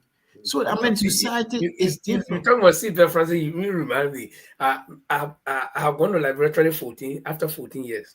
Then I sent one car. I was going to get a car from Freeport. Walking after the car. I was in Liberia 3 weeks. I got a car on a Friday, and I was going to be coming on Sunday. So I always would take taxi. So I took the taxi, and I'm using the seatbelt. My man, my clean white show. Nobody using that seatbelt. Telling my man. I say, you see the man. I was so embarrassed. Then Yeah, the test around to me say, "But I told you they see." I said, "I was feeling bad." You see, and besides that, my little son here, my 7-year-old son, at the time he was 5 years old, they picked myself going way to Oslo 3-hour drive. People catch me in the middle of the road, no horse there. So I stopped. He said, "What happened?" I said, "I want to pee." He said, "No, I'm gonna pee." I said, "You can't pee." I said, "Why?" He said, "Because you're not supposed to pee in the bush." I said, "Ah." I said, "I want to pee." He said, "No." I said, "They picking Ban Grandma." Yeah, the Ban Grandma. Then he said, they told her in the school, that in the kindergarten, that we're not supposed to pee. Also, so I don't want to set bad example for him, right? So my man, that people were catching me. The gas station was like almost 15 minutes away. So I know when I got to the gas station, as soon as I stop the car, I drove straight down. He said, "I want to say no, sit down there, let me go pee before." Because it was nice, he said. You see it? So the society can impact you the way we used to go to because I 100% agree. I want to study in the country. The only way they kind of habit we got now can really be changed. First of all, if you God bless us with leader, who will, because the old man have already said that. My man, you need good manager. They leader team. Listen. Yeah, listen to me. The citizens. Africa always like that. Listen. Okay, that part of it. Let me learn. Let me talk about then leader. That's a Cummings be president. That's it. That make example. No, say Cummings be president. Mr. Cummings make up president. I say if God bless us and gave us Mr. Cummings to be. No, God bless you to give anybody. He have already said it. But if you go in bless us, we will still be choosing the same old people. So if you go help out, Mr. Cummings became the president. He have said it, and I believe in that he will make it because he have the potential. So he said we will change the attitude of the people. You can change the human being from. He said because every election you can see it happening. You can change from senator, representative, and things there. But when they get in that building, they still do the same thing. Mr. Cummings get control of the people in the Senate. If we get there, we will fight hard to bring system that will make you to be disciplined. Will not be able to do this kind of nonsense thing. That to be that's at a higher level. So the people not be traumatized again. No way, detraumatize everybody. I will be there. Let me tell you one thing, Padori. No, we got to start from the school, from the kindergarten, teach the children I call it morals. Start. Who's supposed to do that? The religious people, because I know that the Bible or the Quran, all the things there, no God wrote it, no God told anybody to do it. People wanted to write morality on the book, but in order for us to be able to be bound by it, they have to put somehow power needed and say that God, okay? We're gonna go to read the power long many years ago. I think God can again to even edit the power. He get being that. Yeah, he get being that with all the old things are and life is changing. When the guy King James version and new they got new version now. They got new version. Inspire. And God, King James said gospel from God. King James only some of the people to read it. He said gospel to him to read it. Who's supposed to do that thing? But the thing I'm trying to say is that we should start training in school. It should start from the school. It should start from the elder. The elder is the one that's supposed to start training the children in the school. But they're doing what will you do? You can't do any other. And the law they made. You know. Huh?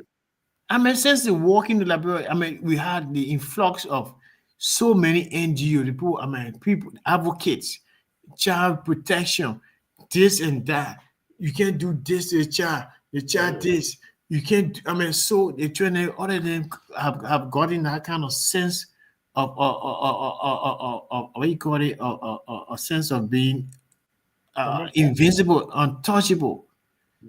I mean, kids are finding they are the parents of the home. I mean, they go off of food. I mean, they're bringing food in the homes. So what? I mean, that's look. We just got to pray for. Let me tell you, I work on society. I watched a movie in the US in 2005. I always talk about the movie, The Idiocracy. That's the name of the movie. If you get time, go to YouTube or maybe it's there, called Idiocracy.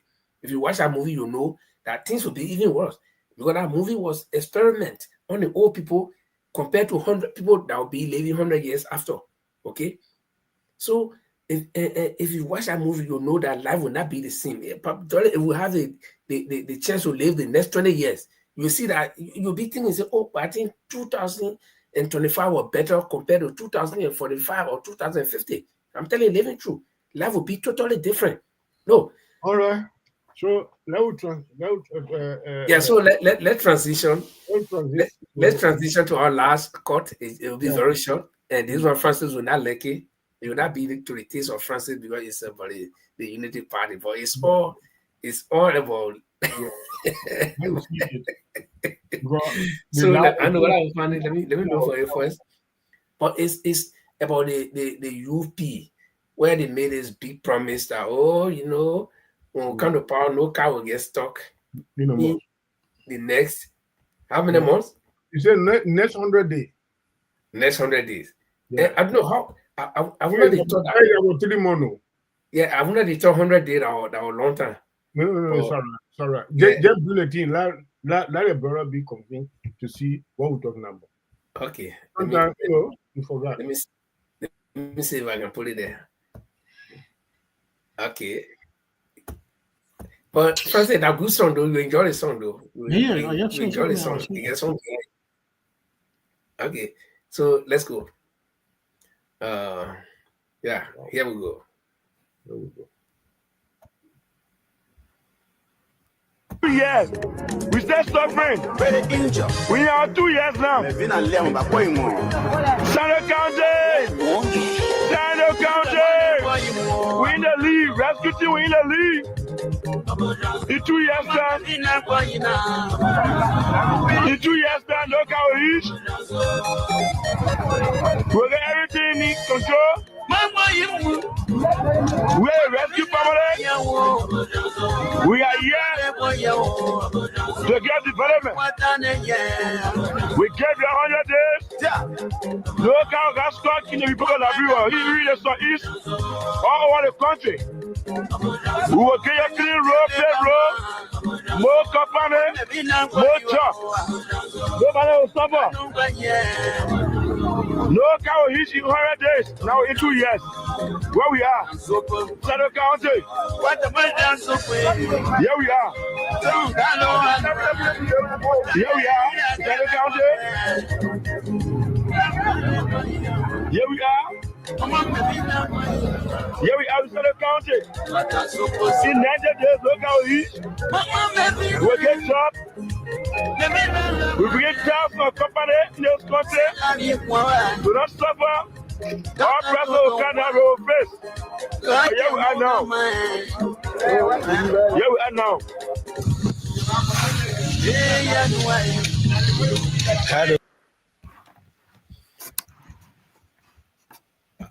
I just have to move the video. No, it's highly political. It sounds.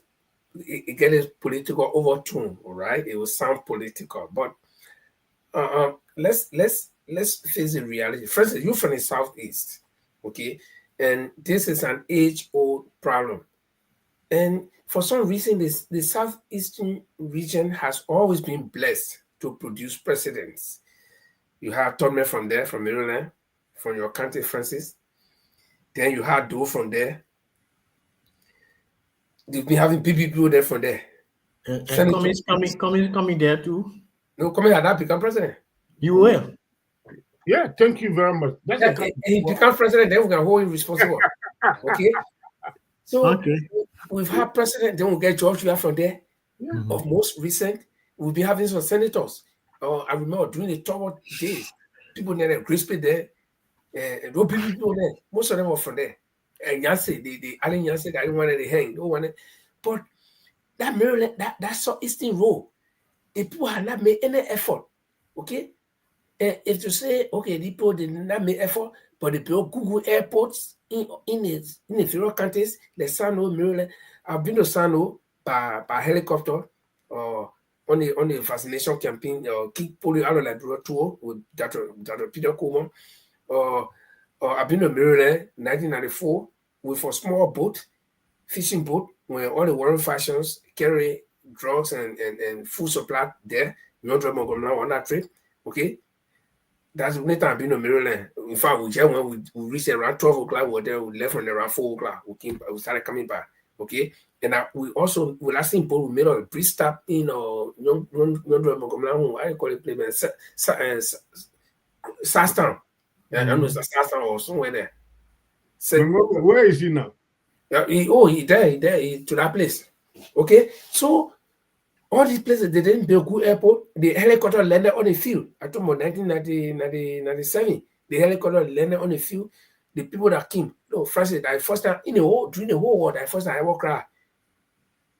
No, the people then I felt that it was the first time I saw real poor people.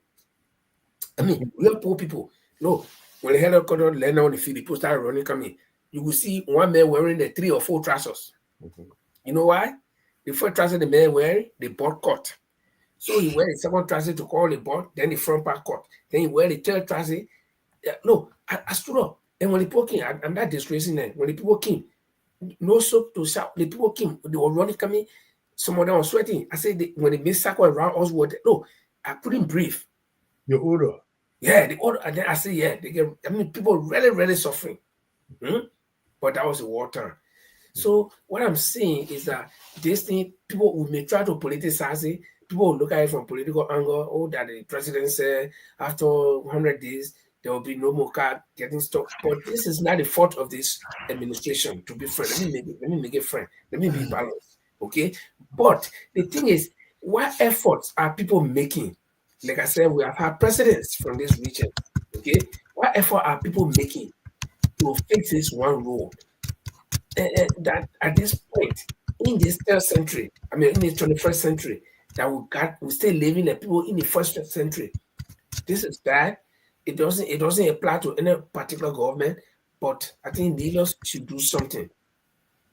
All our money they're taking the reconditioning roads that got asphalt already. They go in and put in asphalt. No, it's not necessary. Concentrate on these bad roads. The road that got asphalt, that damaged, yes, at least the quota say there. But those places that the roads are completely not pliable, do something about it. I don't know how you guys will look at it, and then we'll get closer. Francis, can you please help out with this statement? First and foremost, link for softening the ground, the water for a good conversation. So I will follow that path. The southeastern corridor, I've been working. I don't know how old is that video, how current it is. It's very correct. I don't know. Can I see? Okay, let's make it 1 week old. I would disagree with that. Argument he put it up. Don't forget. Why? I would disagree, but I know people travel from here to Grand G with less than 1 hour from here to Plebo. I said 1 hour in a shorter time frame as compared to what it was. I don't know exactly what this that corridor, because I learned, my understanding that the back road there. But did you listen to the video? The guy said after 2 years, the men were talking. He said after 2 years, so it was current. Okay, it could be. People are very crafty nowadays. It could be 1 year ago. You could say 2 years. But that give benefit of doubt. How did he know 1 year ago? 1 year ago, how did he know that it was going to be 2 years in a row? Okay. Why are you pushing our time on this man argument? The man got I know, I mean, it's a fact I tried to help you, President. I tried to help listen, you. I didn't want to listen. I said, listen, I've been problem on our road for years, but the government is working on it. The government is actually working on the rules. It will be pliable. The rain season, I don't, I could probably say AR, but I don't know. But the roads bad is bad, but not AR stuff, But we understand, But so it's being worked on. People can leave from Grand Gita, from Aurora to Grand Gita in 6 hours, 5 hours from Aurora to Grand Gita. By the way, my little brother was just a son, a pointer. I don't want to put a job at risk, but you're just pointed in Grand Crew County.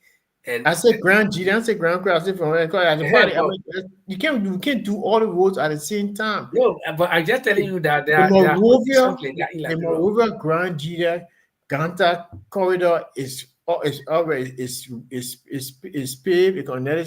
completed. We're going to Sano. Let's talk about the Sano. Listen now, Meriden, Ganta Meriden is almost completed as well. I mean, previous Southern district, all the way behind it, always completed. This road will be completed. We take it one time at a time. Yeah, can I say something here? Go ahead. Yeah, let's be realistic. The person that wastes our time, big time, the Liberian people time, big time, is a President Tokma. Who? President Tokma. Yeah. Oh. President Tokma wastes Liberian people time too bad. Because the time he became president, Liberia was the sweetest country. We were cake, we saw it. We were very little. But the country was the sweetest country. Liberia had everything he needed. That was the best time. He was coming from Kipamos. He refused to pave that road. They may pave the road from Moria to farm. You understand what I'm saying? He refused. That was very, very evil. So why should we blame Omer Baka or John Weah, Samuel Kanyado? They saw it from the time, the president that came in our country that I know of, that was really having good intention, that I think I can praise him. He was doing his best. The number one was President Tobo. Tobo started introducing the estate team there to take the people from Songan and Zinhos and team there and get them at least decent condition to live. When Samuel Kanyado, you have the law for the country, but you have no idea how to run the country. So that was his problem. But the person who really gave up where we are today, we're still struggling with it. Omer Baka, then all of them coming to struggle with it is President Tokma. We should have paved all this road. Okay, can I disagree with you, please? Yeah, go on, disagree. But that's a video of the argument. I will disagree with you. By the way, I saw one shock clip for Thomas today. Here, Queen Elizabeth was walking in Moria on the street. I hear laughing. But 27 years, man. Yeah. 27 years. So let me disagree. My disagreement is when you say that we shouldn't blame like Joe then, like Boakai then, all the other people do that. We shouldn't blame them. I would say no. And the reason why I would disagree with you? No. Life is spontaneous. Life continues. Life does not stop. So if my father did not build a house, and I come and I know when renting house, but the same position that my father was in, that I know that he could have done it, he didn't do it, and I get in there and I know it's wrong, I can build a house, even if it is not quality house, and then my children then come, they will build it. So it should be progressive. That's why they say government is continuity. It should be progressive. But so if we just say, oh, we implement because government didn't do it. And let me tell you what, so now we let me cut you Linford. Hello? Before he died, he have started that Eastern Road. Yeah, of course, yeah. Yeah, started it. Yeah. Because my neighbor, one DC guy used to also, I was in that government from start to finish. You understand what I'm saying? He has started it before the war came. That the war that started that way. Even the Parliament Color Highway. Yeah. He was also starting another one from Banga to Menekoma. Yeah, but that's why I say. That's why I You know say. what I'm saying? And that's why I'm telling you. We shouldn't only squarely blame Todman. Yeah, Todman made a mistake, but again, you gotta look at the Todman days. Listen, you gotta look at the Todman days. The one days. The mansion? No, wait. What I'm saying, Todman days came from England. No, from the Israelis. No, the British people, the one that financed that team from start to finish. Oh yeah, but the Israeli built it. Yeah, but if the architecture was an Israeli, it could be. But person that financed that team from start to finish is the okay. But the point I want to make clear here, I'm not speaking for the Todman administration, but the Todman time. Look at that time. How many countries around or will improve? Okay, everybody will say coming up and people are close. I'm not giving excuse, but you can't compare. You can't. Yes, what should give an excuse for that kind of thing? No. At that time, bro, Lifa, the country was sweet. We had everything. What make it sweet? It was a seed. We were providing iron ore. You see, Burma. Yeah, but we still get iron ore. We still get iron ore today. The iron ore not finished. You see, what I'm saying, the economic condition was different. Yeah. I was small, but I still remember, okay? My uncle worked with Chick Samuel Merton. So I grew up partly in Corway, partly on the highway there to Merton Farm. Now, have you heard this word? They say you tell it a Guinea cowboy. Have you heard that word? Yeah. You know that Guinea, they used to come, they had these small, tight tankers. Small, very tight. Small tanker. The cowboy, the cowboy they used to sit down on top of it, only the driver and the assistant driver in the front. Those small, ugly car. And when they come in, so now it can be like 10 of them coming to come for gas and diesel in Liberia to go. And they can spend like almost 2 weeks on the way to come. Yeah, let me describe that car to you. It's a car named Mac. It was a Mac car. Guinea never have an oil refinery. Guinea used to come to Liberia, take their petroleum from there to serve the entire country. Okay. You understand what I'm saying? Okay, so the reason I brought the story up, I know you know the story very well, but you got a very small boy that time. I know about that. You know who donated that car to Guinea? No. It was President Kennedy, the late President Kennedy. Okay. I was like maybe around 7 years. Our Uno gave was GFK. So, the reason I brought that story was GFK from Kennedy. The reason I brought that story is today. Are you seeing cars from Guinea coming to Liberia for oil? No, they are improved. Okay, so those days nobody can, and Guinea was free at that time too. The people who were living at that time will say Guinea was free because at that time that was the economy. The way people were looking, it was free. It was free. Many people were running away from there to go to different countries. Our Liberia, people were saying running away from Liberia to go to even America. People running away. The world started when the military took over. So, the thing we're talking here is that every government account, they should make some efforts. You know, let them try their best. Like what Boakai is doing now, he promised road. Let him build road. If Cummings will come and Cummings say, okay, I'll try to change the economy, I'll try to make everybody to start working. Fine. We want every government to leave that mark. Like Tower, we still remember Tower today for what? For agriculture, the Green Revolution. I mean, I call it from mat to mattress. Okay, we still remember that when talking with the Green Revolution. You see, so if every leadership will come and leave their mark, then at least people will see it, and the other people will be challenged to do it.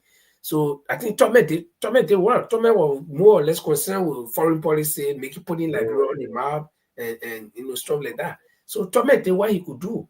Okay, and during Todman days, man, yeah, life was good, but once.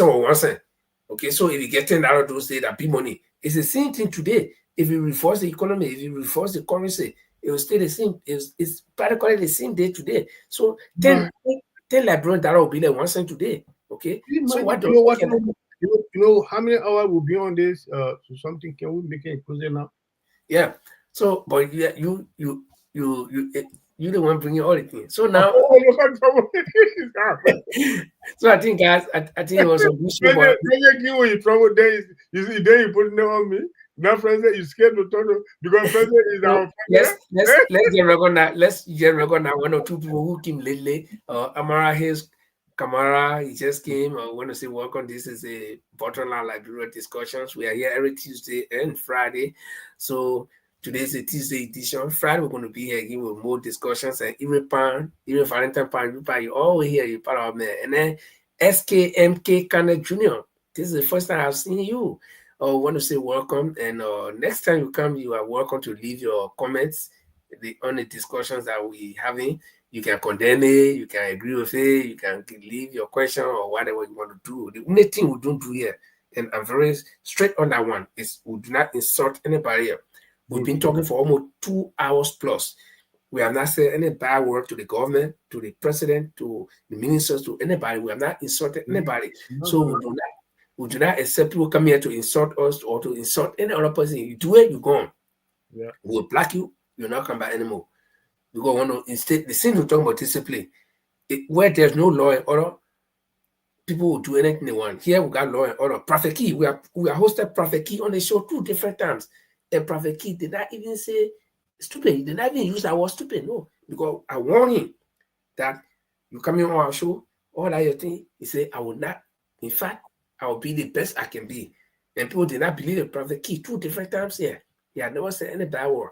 So the Bottomline Liberia Discussions, we are a small platform, but we want to keep it clean and we want to keep it safer for our viewers and our listeners. So, guys, Francis, anything to take us home with? Pat Dolly, anything to take us home? What did you take away from the show tonight?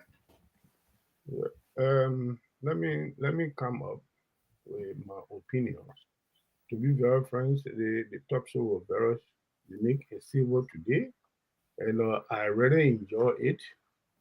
We have the charities in this thing here. We have Brother Francis, who is diehard Unity Party's supporter, and our years and lean for us a well neutral fellows who how you see it and how you talk it, and our years.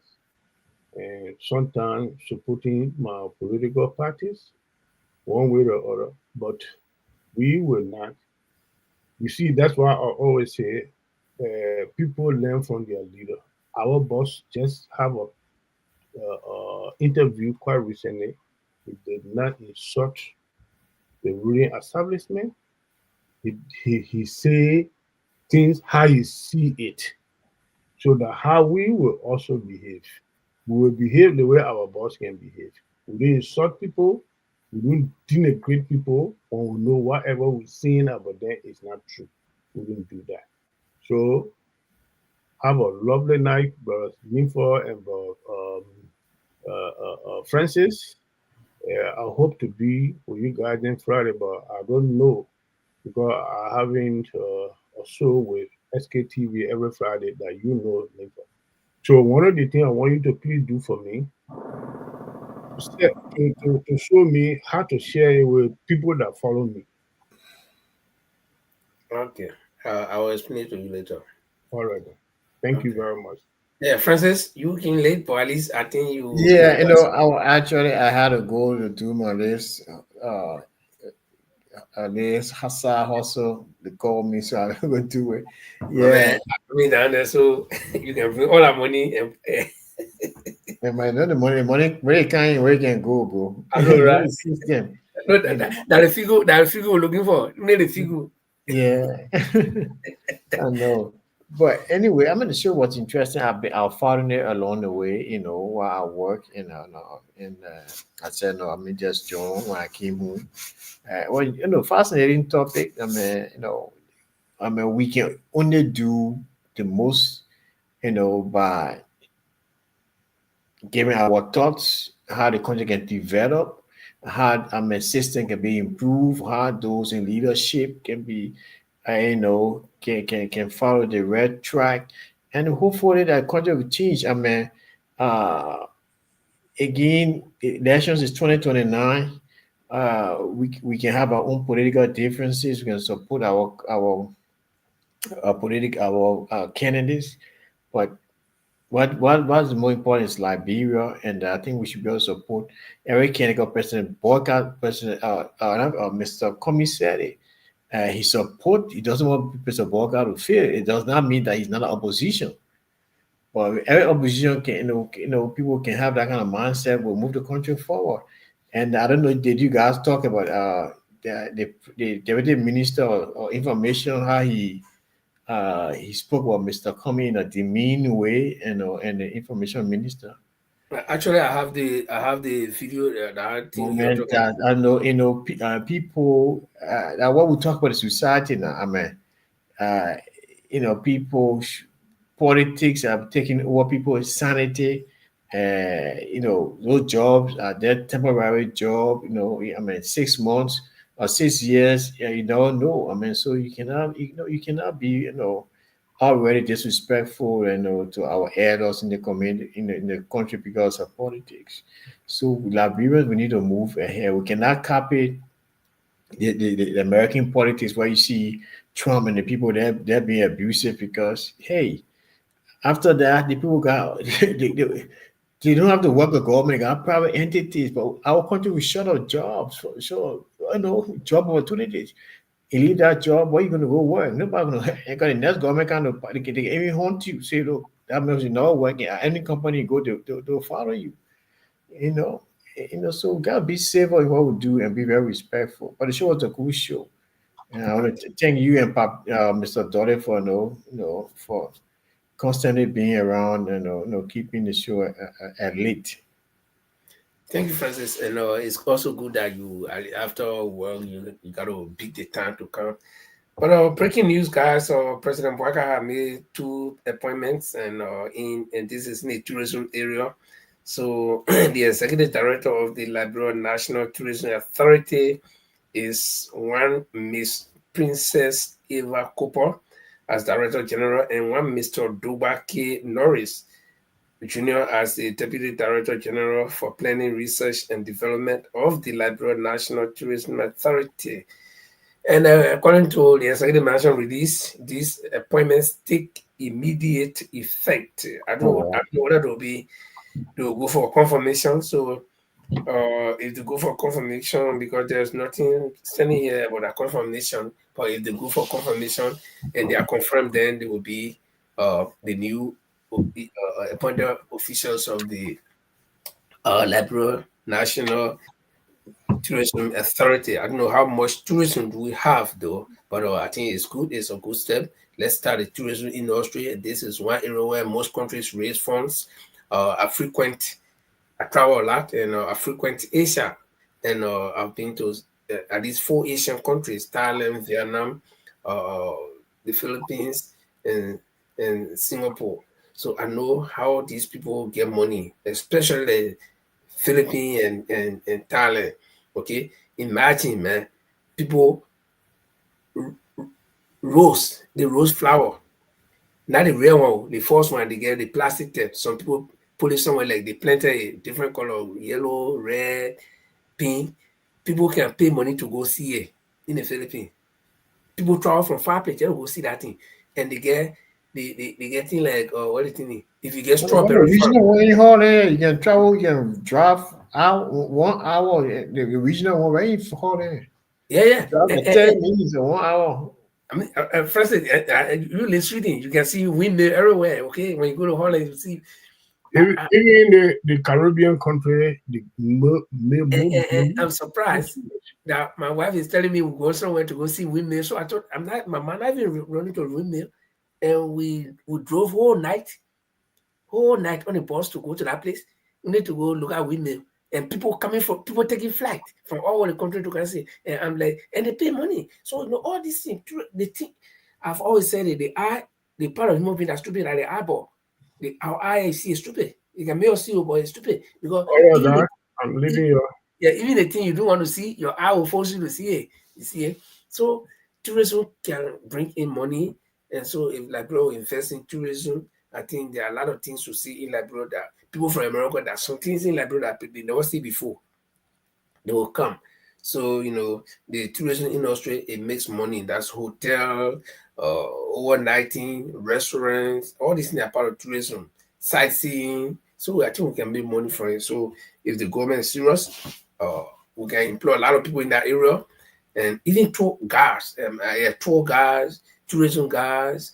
One of the tourism guides I ever had, I stayed was this little girl. The simply when my wife myself went in the Philippines to go see the window. We visited several areas, and the girl lived in a cave. So I saw the little girl who should be like maybe 19 years old, and she was our tour guide, and I was laughing in my heart. Maybe this is child abuse, but the little girl knows the whole. She knows the way she was explaining. She got all the people standing, and she explaining. And after all that, can see how much money the people are giving, or tourists are giving, or the white people and thing. So you see, this thing can bring in some funds. So I hope the people in authority will be able to improve the tourism sector. And for instance, those of you close to authority, some of these things, you can push it and let it happen. Instead of people just going to the real political thing, politics. For me, I'm a technocrat, so I don't think much about the political. I will just do the political thing, but to work in government, I don't want some funny job in government just to get money. I want to work, let people see my mark that I was here. Okay, so I think it was good. And Francis, thank you for coming, like I said. And for those of our viewers who are with us, want to say thank you very much. Be with us on Friday. We are here every Tuesday and Friday. Will be the time in Liberia right now will be, when we come on, the time will be 7 o'clock Liberian time.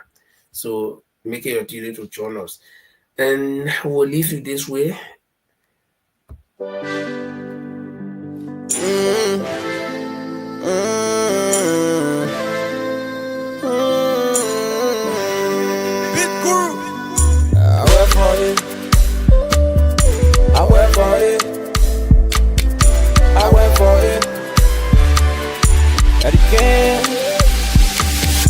One day, everybody supposed to know my name.